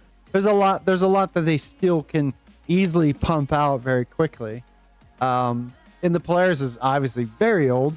But yeah, I think the swelling factor of the Polaris is probably the biggest problem. I want a civilian version of the Polaris. Is it a dumb What it- thing to ask for? What is it going to shoot out? You could do a lot with the Burritos. Polaris. Wait, what? Burritos instead of torpedo burritos. It's a food truck. It's an RSI food truck. a food truck in the shape of a warship. It's not there to make It war. delivers. It's there to deliver food at high velocity. Are there any unannounced Taco truck. ships? That's right. These three Forrest. superior taco trucks. It is a superior taco truck. 4 stars are taco extraordinaire. So if it did deliver burritos, he'd be the first one to buy at least 10. So Well, I mean, you kind of already have a civilian Polaris to a degree with the Odyssey. Yeah, with Galaxy. The Galaxy as well, sure. Yeah. No, it's just maybe slightly too small, the Galaxy, for what I like it. And it doesn't have a medical facility. That's... So I would want a home away from home, sort of like base in space for myself. So it needs a good garage and a hangar. Yeah. I was gonna say you could just pack a medical Pisces on the back of the Galaxy and Yeah, this is true, but it still only has a tier 1 bed. Right. Yeah. something. don't. I mean, I'm not don't- saying it's don't- everything. Don't It get, is, yeah, don't sure, get a sure, head sure. wound. Yeah. All right. I mean- so I'm just going through the unannounced vehicle for December, unannounced vehicle that's being done, an announced vehicle that's going to be done in October, and another unannounced vehicle done in October. So yeah, they have They're lining some stuff up. Yeah. yeah. And they might not put the Polaris as one of those because it's been in finished or work state for quite some time. And we know from True, even and just it has 4 or been 5 months announced. ago. So announced, so- Anvil Oh, that's- Capital. Yeah, no, I've been waiting for an Anvil Capital, but I wonder, like if they're just gonna sit there and just start dropping completed ships on us to like, I don't want to say overwhelming, but like, like whoa. It's This the is right ready. time to This do is it. Let's ready. face it. For Yeah. sure. I mean, the hype train, right? It's a real thing. And not dropping the Carrack, but like releasing the Carrack at the previous in-person CitizenCon, they need something to up themselves with. Yeah. So yeah. The way I like to see it is like the Carrack did add a new level of in-game functionality. You had the medical bay, you had observation, you had multiple, the ability to command a ship from multiple positions. There was a lot there that I think that they introduced that many missed. They thought it was just a ship that can do everything, but it was. I feel like there was a lot more to it. So that's why that's why I brought the question up. Is is it a capital or is it just another big ship that they're going to release? And what is it? Well, like you mentioned the Odyssey, but I would like to I hate misc design. I'll just say it. So I would like to have an Odyssey class ship made by somebody else. So the Galaxy is maybe like that, but maybe slightly too small. The Carrack feels a bit too Spartan to militaristic for me, and I have 2 of them now. I won one at the last digital and a model. Citizen, and if and a model. and a model. You're right. I have 3 Carracks. He has 3. He's swimming in Carracks. He's swimming in Carracks. I'm gonna just open this up while I talk. Yeah, I really like the Carrack from the very beginning, but the interior I don't think it's very. It's not what I hoped it would be. I think from the concept art, the Galaxy interior seems a lot nicer, more human friendly. The Carrack is very how to put this utilitarian. It's designed with a purpose in mind, not with people in mind. Does make sense? Yeah, I would definitely agree with that. Yeah, looking through the cargo hold and some of the areas that are beyond the main deck, the second and third deck. Nice. You think we see at any point the introduction of another brand, another type that fits another need? That sort of question probably wouldn't have come up or come to me before, but we have the Mirai now. Mirai, and they did create a new alien one. A new human brand. That's a good question. There's room for it. There's definitely room for it. It's a whole galaxy. There's plenty of room. Sure. But fair enough. Would it be distinctive enough? By the way, this is the size of the Carrack model. I need to. And Darj has very large man hands, so yes, it's a big model. It's 25 centimeters long, or about 10 inches in total. There you go.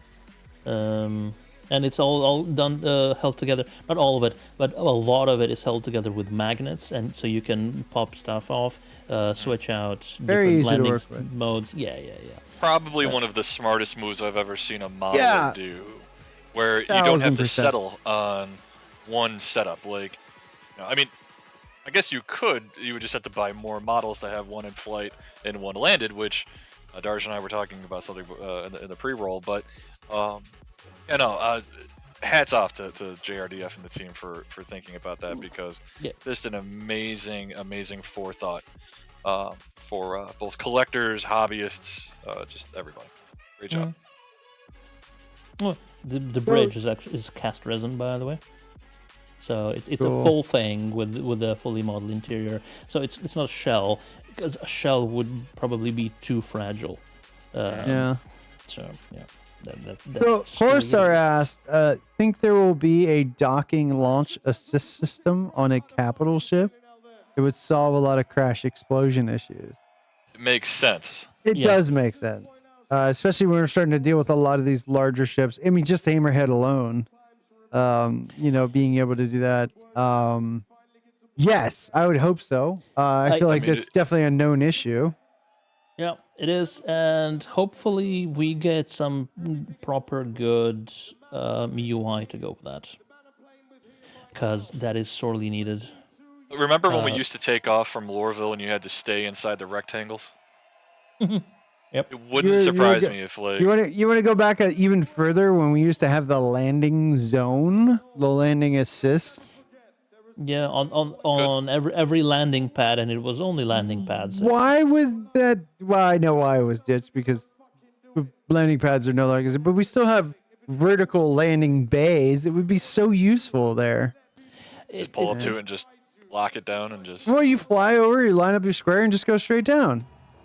I'm pretty sure it's coming back, but it's they need to make it robust and modular enough to work for everything that they want to come up with instead of having to make a brand new thing just because someone decided, oh, I want to make a slightly different way to land at this location because it's not a modular station that lands on its face.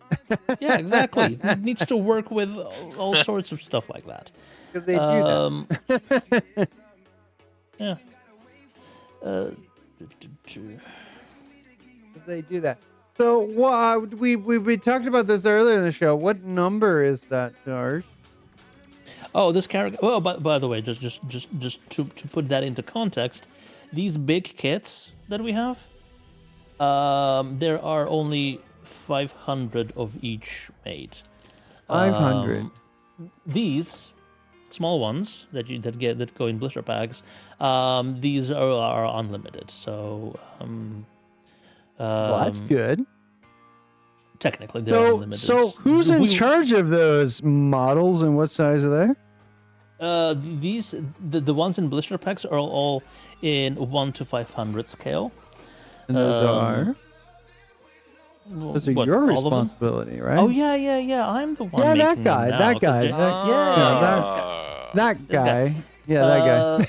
Yeah, because JR's way too busy making these. But yeah, like, for instance, this is how the Cutlass is. Nice. That is the that Cutlass looks in 1 so to 500. big, even for that scale, but it is a big ship. It is a big ship, yeah. But yeah, I'm the one working on these 1 to 500 ones. JR is handling the big kits like the Mercury that we just recently launched. You know what? I should have give you the link to the launch trailer for the Mercury. Why didn't I do that? Why do we do that? I have to say that the laser burn-in now of the logos into the foam was just... Yeah, perfect. Right? What a hell of a touch. That is something bespoke. Yes, so we sold a bunch of Carrick Expeditions at Equinox. Yes. Stratobrick, When questions, if you go to jrdf.sc/next kit, you can vote on what kit in which scale you would like to post that link. You got it. Yeah. Nice. Thank you very much. Yeah.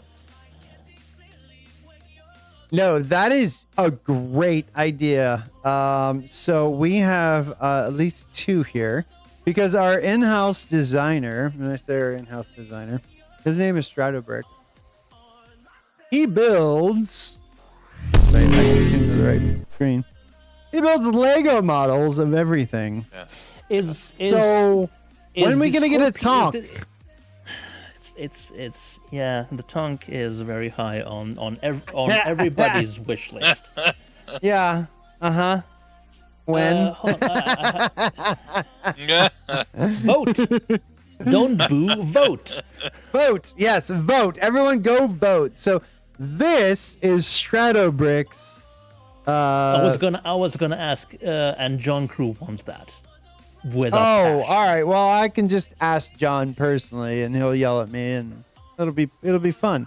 It'll be like a Tuesday. Jake. That was Jake. Yes. Yeah. So okay. You don't know about Equinox, and you need to be educated now because you're probably going to be at the next one. Come June next year, we throw something called Equinox. Normally, it's a two event show. I am aware of Equinox. Okay, all right, very good. Because yes, JRDF has definitely been there from day one, which has been amazing. Drew's been there, yeah. Yes, so I wasn't ever supposed to show that picture, so nobody ever sees that picture. This was the Bar Citizen the night before. So this is that was James as well from JRDF. Yes, I have more pictures with James. But then Drew, the ultimate Drew. James is awesome. James is awesome. James is super hard worker. Love him to death. and Wormy. Yeah, Mario Wormy. Here's a great shot. You know some of these characters.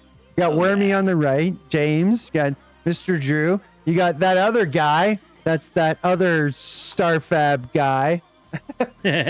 Yeah, no, there's 3 Starfab Shadowbrick's in the back there. He's in the back peeping between Galactica. And then me, Jake, and then Mr. freaking Sigelion, which was really cool. Does he have his own chef's hat? Yes, he does. It has his own logo on it too, and it's awesome. Yes. And it's awesome. That's Mog all the way in from Alaska. That's Jake trying to take a picture with my camera. Pretty sure that was a photo bomb, but whatever. That's the picture he's taking. It's oh god, what's the singer from Disturbed? What's his name again? Draugr. Draugr. From Wish. Yep. Draugur's an Ohioan. He's not even 90 miles from me, which is terrifying. He really hates being called that, by the way. We know that. That's why we call him that. No comment. That's why we call him that. This is the doctor's writing. Should have been a doctor. There's Shadowbrick winning the competition. That's my security boys. Okay, so this was one of the booths we had at Equinox, which was super cool. Mr. Wormy bringing Game Touch controller, which was super awesome. It's a great piece of software. This was really fun. The T-pose challenge, all the weird things that happen throughout. The game that we see. Next to the chair. This is somebody just don't show spacewalking. that to Sean Tracy or Steve Bender, because they will tell you there's Star Citizen never had T-posing. I'll make sure I show that to Sean next time I see him. No, because they don't call it T-posing. What do they call it? It's bind posing. All right. Well, then we're gonna change the arms name. The arms don't go out all the way; they go down at an angle as well. So like that. See, I'm waiting for the stream to catch up. Sorry. No, not down. But that is actually uncanny. That's a fresh server. Yeah. That's a fresh server. That was a fresh server. This was the guy that kept he jumped knee posing, standing up, knee posing, standing up. And then of course the 30K. Yeah. Well, almost won that one, Mog. No story would be complete. Yes. But this was a messed up thing because here we go. Wait. There's the better picture of the cat.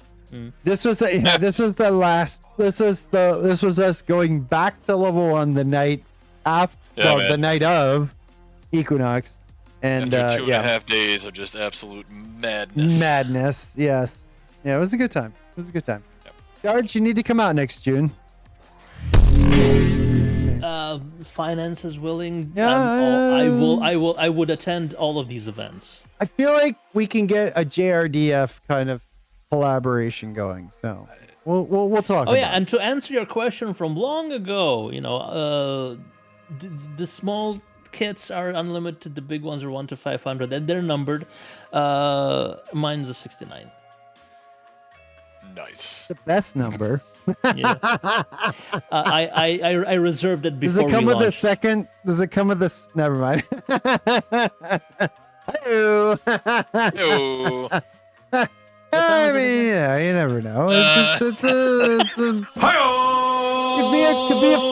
could be a feature. I don't know.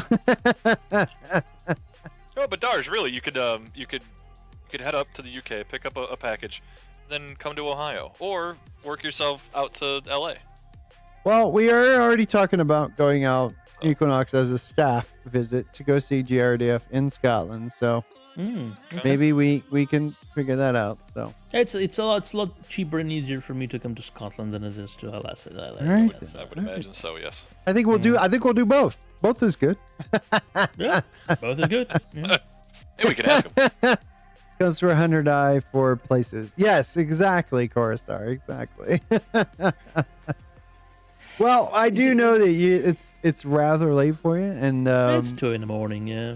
Yeah, I know you got stuff to do, so we'll try and be conscious of time. I mean, chat. Any questions that you guys have for Darjanator, the cast, JRDF questions, Citizen Conquest, speculation? What do you got? I mean, anything you guys want to talk about before we close out? Because that is the point of the show. We've been doing, kind of our own thing, but thank you guys for being a part and being interactive. That's what this show is all about. We have a lot of fun just Oh yeah, you didn't show the Mercury trailer. I sent you the link. Oh yes, while we get the questions if we get any questions. Let's watch the. They're not shy, believe me. So this was released when? This was. Could I show it with audio? Yeah, it's just music. All right. So... Well, we'll preface this correctly then. I'll give it a little audio. Oop, wrong one. There we go. There we go. All right, here we go. Are there models Sitcon? Ooh, that's a good question. Are there models that are Sitcon exclusive? Is there any of those? There won't be Sitcon exclusives, but you will be saving a lot on shipping if you are from the States and you go to LA and buy them at CitizenCon. Good point. Good point. It would take a lot of effort and money just to do a CitizenCon exclusive thing, and legal alone. Just legal alone, but so far only 2 of the kids that we've done have turned a profit. Everything else we're still making a loss on. So 2 great questions. When are we going to get a Strato Brick SC Lego set? I don't think that matters for you, but better question. What is the request for Strato Brick to build for the next Lego kit? What would you like to see? Ooh. In Lego form. In Lego. Does it have to be a Star Citizen thing? Is that the limitation, or can I don't think it is, but UMB's question is just Carrick. Yeah, UMB's question is just Carrick. No, Galaxy. I'm really liking the look of the Galaxy more and more. The more I obsess, over the renders, the more I like it. So the Galaxy would be cool. However, he has probably the same issue that we have, that until it is actually in game and he has access it's hard to to 3D model, really Starfab or something else, it's really hard to do anything to scale and with the details in the correct places and everything. Well, see, just being able to see it in game really helps. Just be able to kind of, especially when you're because Strato literally scratch builds all of these, and it just blows my mind every time. It has to be released. I would expect that. He probably uses the same designer that a friend of mine uses, who does cars. Strato, do you want to tell us your secrets? And it's a very powerful, albeit very quirky CAD program specifically for Lego, where you can import images of whatever you're building in different views and use them as a backdrop, so you can manipulate everything orthogonally properly. I think Strato wings it completely. If Strato, he do you wings cheat it, at all? that is huge. Strato, do you cheat at all? You can be honest with us here. It's not. I wouldn't call it cheating. He doesn't use any Lego designers, but probably should. Yeah. Wow. Okay, Strato, can you send me really quick some of the pictures of your Lego room? Literally, it is a Lego room. He sent them to me before, and I will never be able to find them. But if you see this might actually give you the madness behind the mind, because like I said, like a friend of mine who does that, he recently got employed by Blue Bricks, which is a German-based, legally distinct but compatible brand. Yep. Well, they found a way to make it where it is a standard, and they established the standard that happened to be the same as Lego, which is cool. Because that's a good idea. I mean, it should like for the builders and the creators and the kids who can't afford Legos, because let's face it, Legos are freaking expensive. To be able to make your own, to be able to make your own, blueprint your own. Yeah. Is that helmet actually in game? Is that suit and helmet actually in game, or that is the Galaxy, the Odyssey, yeah, the Odyssey. Wait, this one? Oh yeah, the backplane on that one. Yep. Everything is just looking at pics and comparing portions to pics and videos. Man, dude, Shadow, amazing. Just freaking amazing. That is amazing, and also the hard way of doing it. So it is, but I mean, like I met Strato. Strato, how did I meet you? I met you through Ohio Citizens, and like you said something about building a machine, and I said, dude, I'll help you build a machine. And then he's 100 some miles north of me, and I was, come on down for our LAN party. We party and we'll build your machine. And he came down and we had a blast. And like I've just ever since, it's been such a great experience to work with. He's a metal worker. Yeah, bar citizen. Yeah. So, but it's just this community and the brilliance that's in it is just amazing. I wish I had a Mercury to show off right now, just to in real life. But me, you too. Yeah, it's still in a box. No, I don't even have the box. Like the 3D model is all I have. The one that instructions for it, but I don't have it. It hasn't been sent to me. But yeah, as Victoria pointed out, these are purchasable at jrdf.sc. Yes, and we did link that in chat. Yeah. But yes. Also, if you're interested, .sc domains are fucking expensive. Because they're Seychelles. Wait, is there a cheaper way to buy them? Do we have an inside buyer guide? No? No. Is there a cheaper way to get them? No, they're all triple digits. Because they're all so JRDF is England, so you always pay the VAT, right? Is that why it's really okay? That as well, yeah. But VAT is only about 20 to 25%. It's not like doubling the price. Like when you buy it within the country, it's probably even more, right? Or how does that work? I don't know how that works. No, VAT is basically just the difference is if you are a company buying from a company, you don't have to pay value-added tax. Okay. So you pay the base price, and if you're a private citizen, you have to pay 25%. I just became a company. I know. I was just thinking, it's like Shadow Corp is a company. We have to be able to justify it as an expense. That only then do you not get to pay VAT. So if I give them away, does that count? Does that count? Well, if your company's one of the, I don't know how it works over there, but over here I would have to have my company be one of its things, whatever the terminology for it is, would have to be in giving away of merchandise, of 3D models or whatever, of prizes. So Shadow only then Legal will look into that. I promise you. No, I mean that because there's always a way. Like when I got now that I got not employed but contracted by JRDF to do these 3D models, I had to update my own business entity to also include 3D modeling and design, because before then it was only graphic design and photography and some other things. But so now that I am able to issue invoices to them, I have to have that legally registered, otherwise it does not work. Right. Okay. So we have actually a live video, or not live video, but a video it's from live. inside Stratobrick's lair, where he created all of this. Nice. And those sorting bins are very familiar. Yeah, to me. no. So the Strato, you want to tell us about the lights that you had made here? Or you made? He made these. Nice. Yeah, like that's the lights, which are very. They're from Levski, I think. No.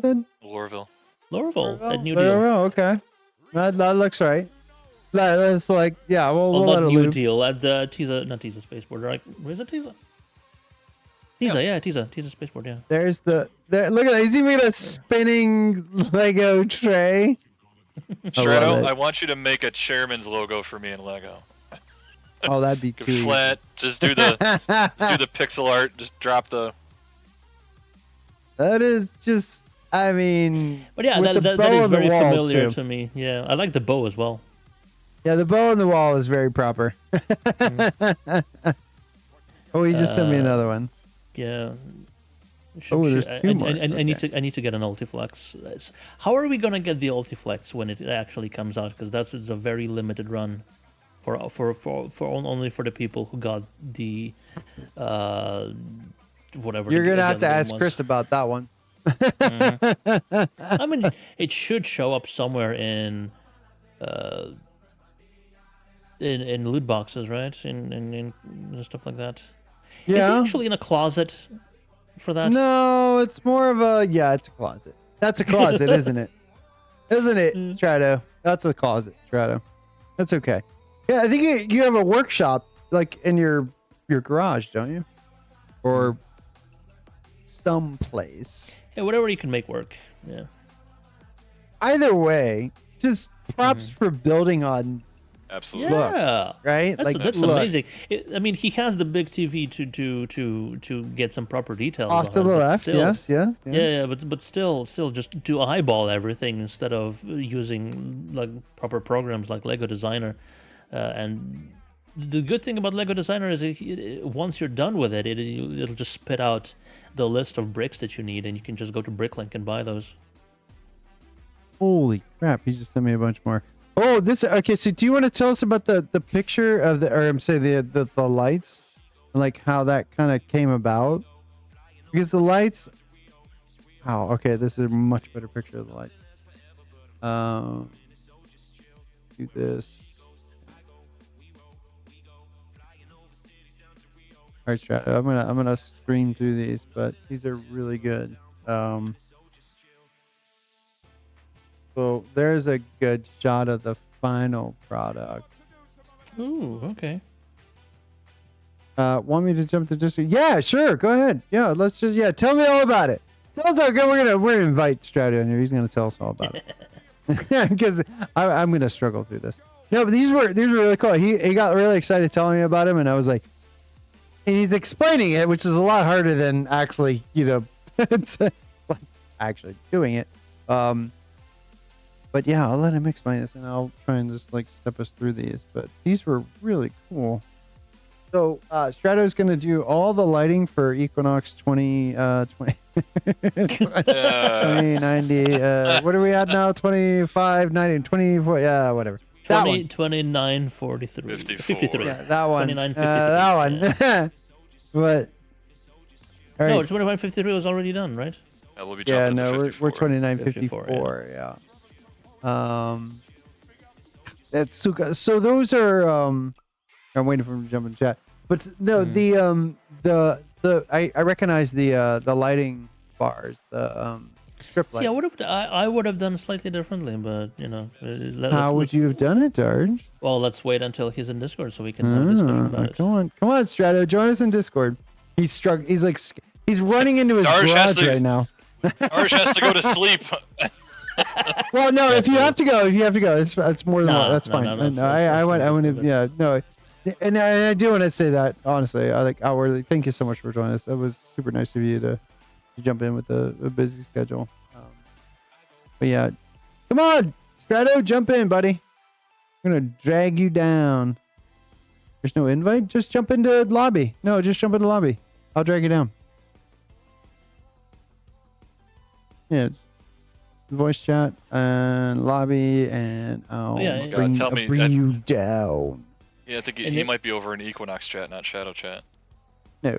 Oh yeah, well, while you're waiting, essentially into the Carrick video that shows a bit more about the actual production of the kit models, not just do that Blender renders like we used for the Mercury.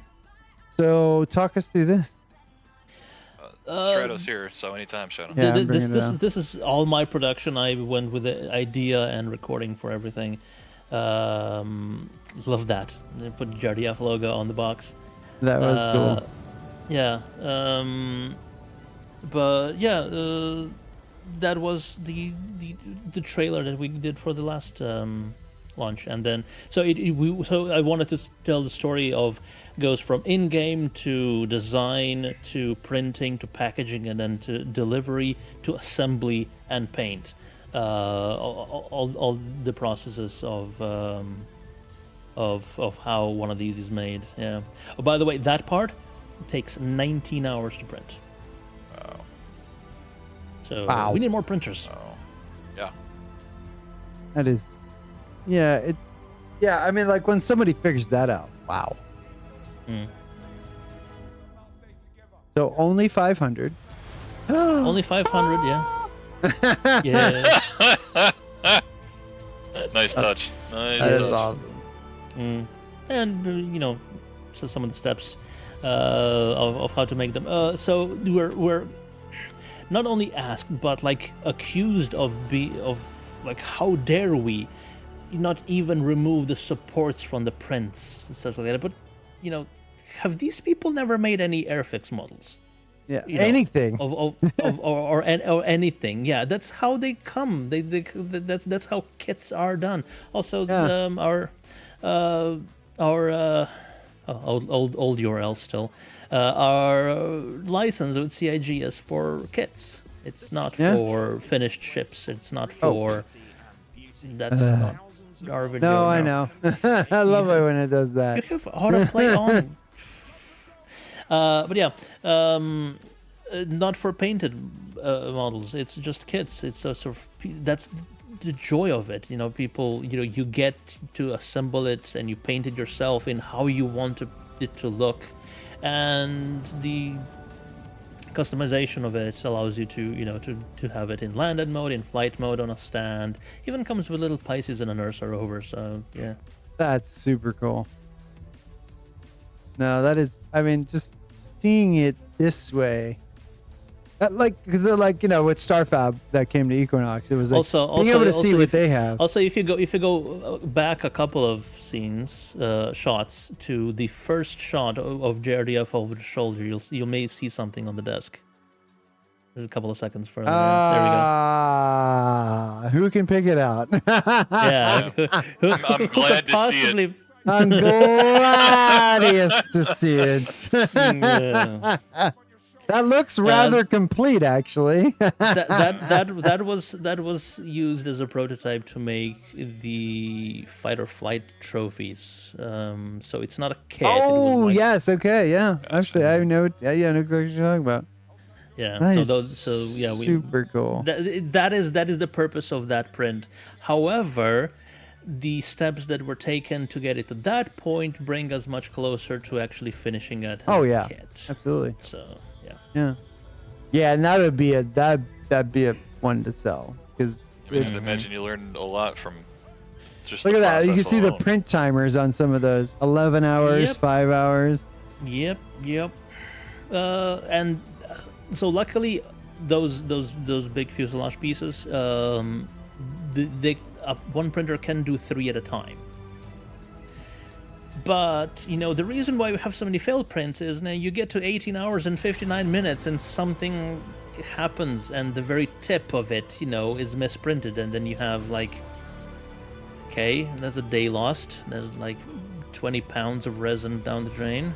Well, not literally, but well, it's time. We go again. Anything. Yeah, but all of these pieces are held together with magnets, and that's and super we even cool. Yeah, have because the you can deployed change antennas.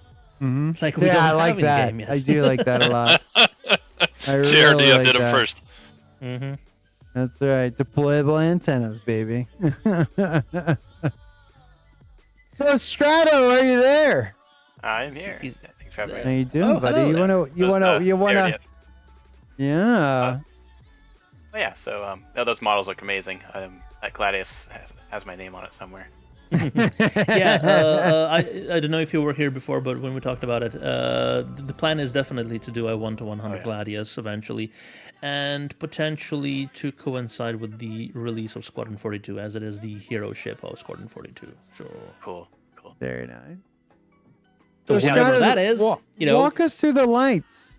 Yeah, so I at some point would like to make some videos of my Lego models and whatnot, and I need some good lighting. So doing some research on the kind of lighting I want to make the colors pop and look good on camera. Figured instead of just getting like a light, instead of getting a light bulb or light strip. I'm guessing there's very high CR rating on those LEDs. 5000 K is the color temperature. Yeah. And 90. I forget the is it CR like 90 high CR? 90, high 90s or low 90s? It's like 98 or 95, something really close to pure, like sunlight. So, yeah, so that's what those light strips are. It's a 16-foot strip that I cut up and then soldered together. So that's just like a little clips of how I was making it in a frame, and then it bolts onto a 16-inch square pattern, so I can just put on any kind of stud on the ceiling or wall. Oh yeah, cool. Yeah, instead of just doing a light strip in a square pattern, I figured I'd try to make something really cool. No, it's like, and then when I'm painting it black, that definitely like the way that it pops, Yeah, I almost had a stand and everything so I could bring it to Equinox this past. Oh, that'd have been cool. We'll do that this year because we'll probably need it this year. Yeah. Yeah, that's cool. And yeah, using very high quality LEDs will definitely help with the photos and videos, just because you don't have to worry about any colors looking wrong. Yeah. I do have to get another strip though, repair a couple sections. Yeah, you can see in that. Bend it around those corners. A couple of the segments shorted out. So I was gonna say before, the way I would have done it is I would have put everything recessed, so the LEDs on the top of the light as we're looking at it right now, and then use maybe white or opal acrylic to close it off, and then diffuse the light so you don't really see the strips, but the entire thing glows. Yeah, that's a good idea. I had thought about doing something similar to that, but I didn't have anything handy. And you would probably want to have it laser cut somewhere once you have the enclosures done, especially for that complex shape, if you want it to look like perfect. But that's going to be expensive. However, if you design it right, you could probably have those nested, like each triangle goes into one above it, and so you could have like you have very little waste of material. Or you could light each surface too, like each of the framing becomes the lighting.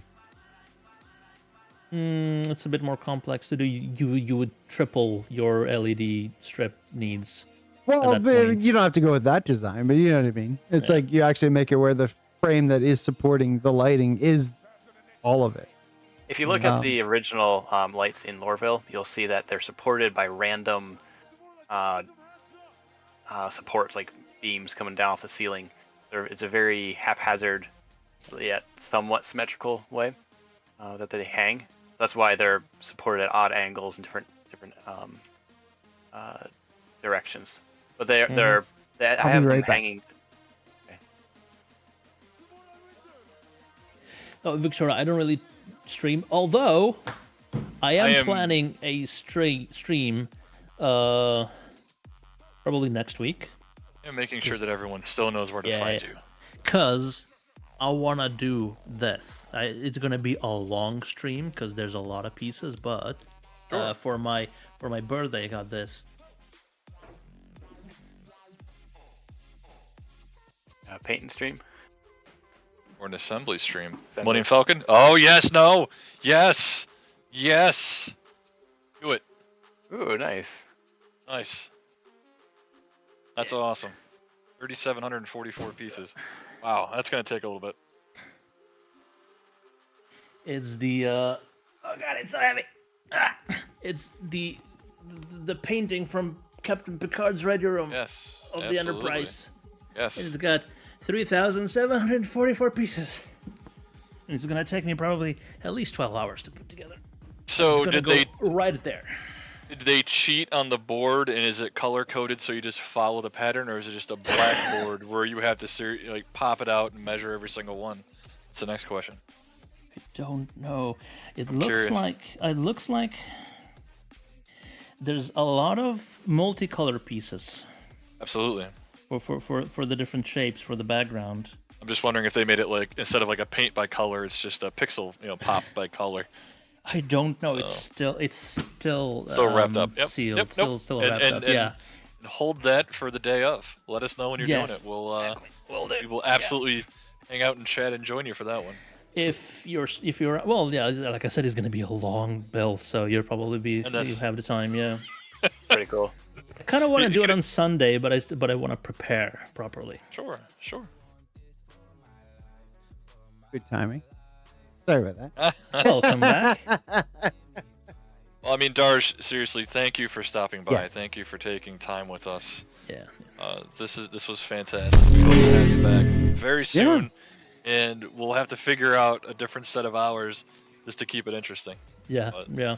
Maybe it's gonna be very late for you guys next time. So we're night owls just like you. So I could care less.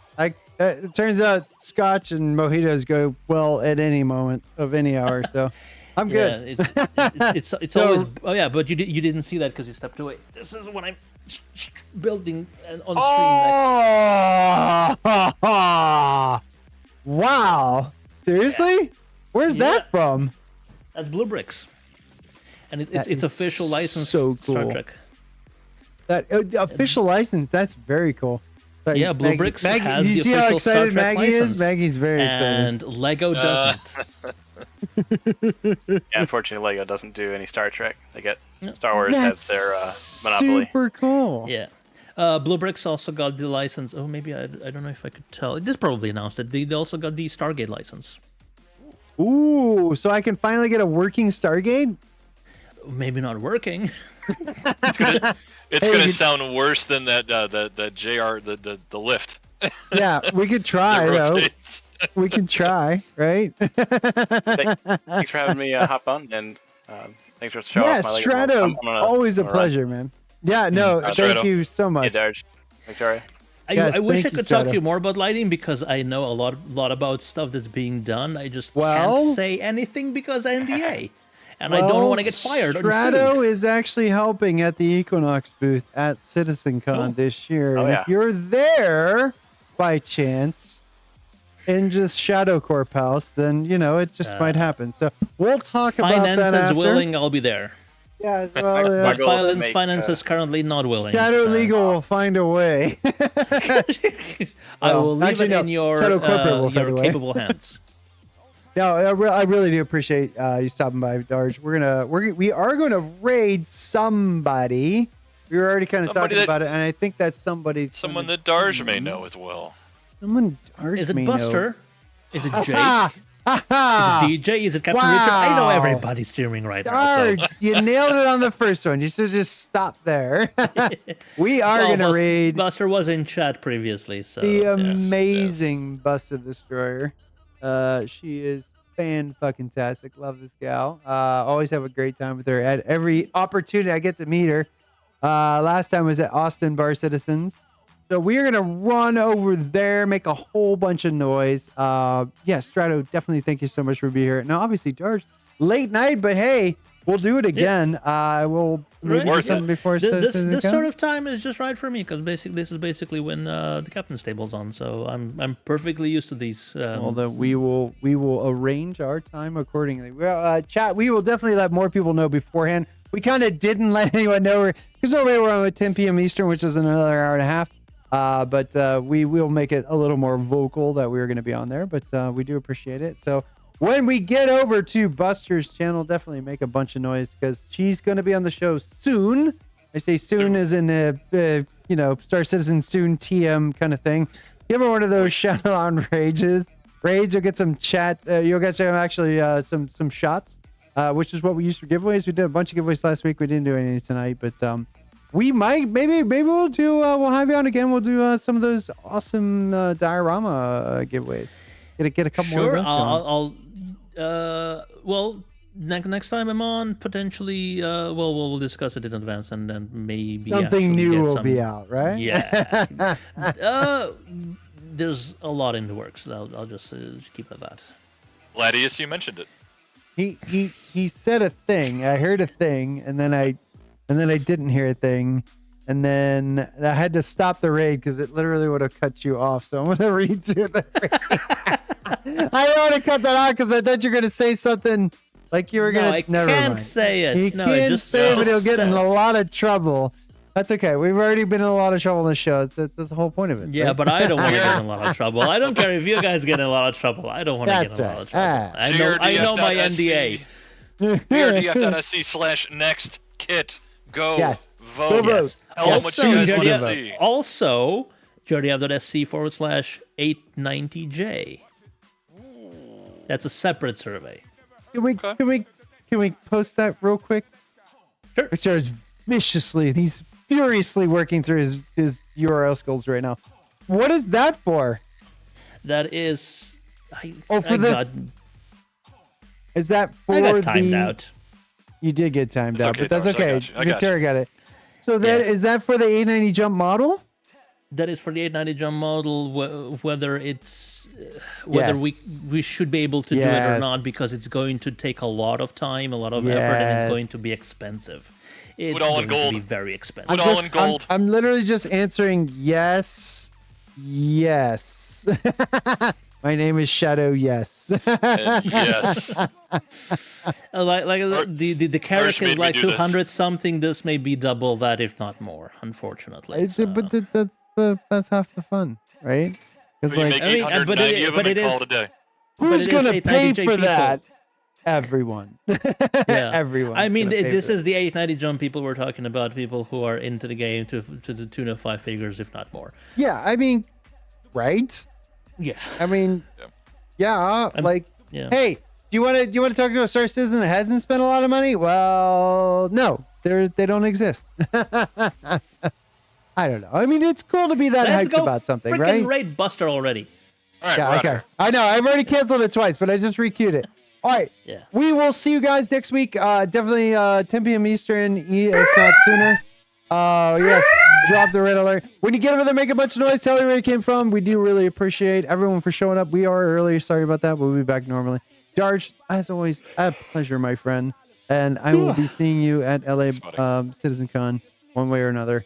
And we'll talk about that right after this. Sure. So, if nothing else, I'll call JR on Discord video chat. There you go. We'll do something.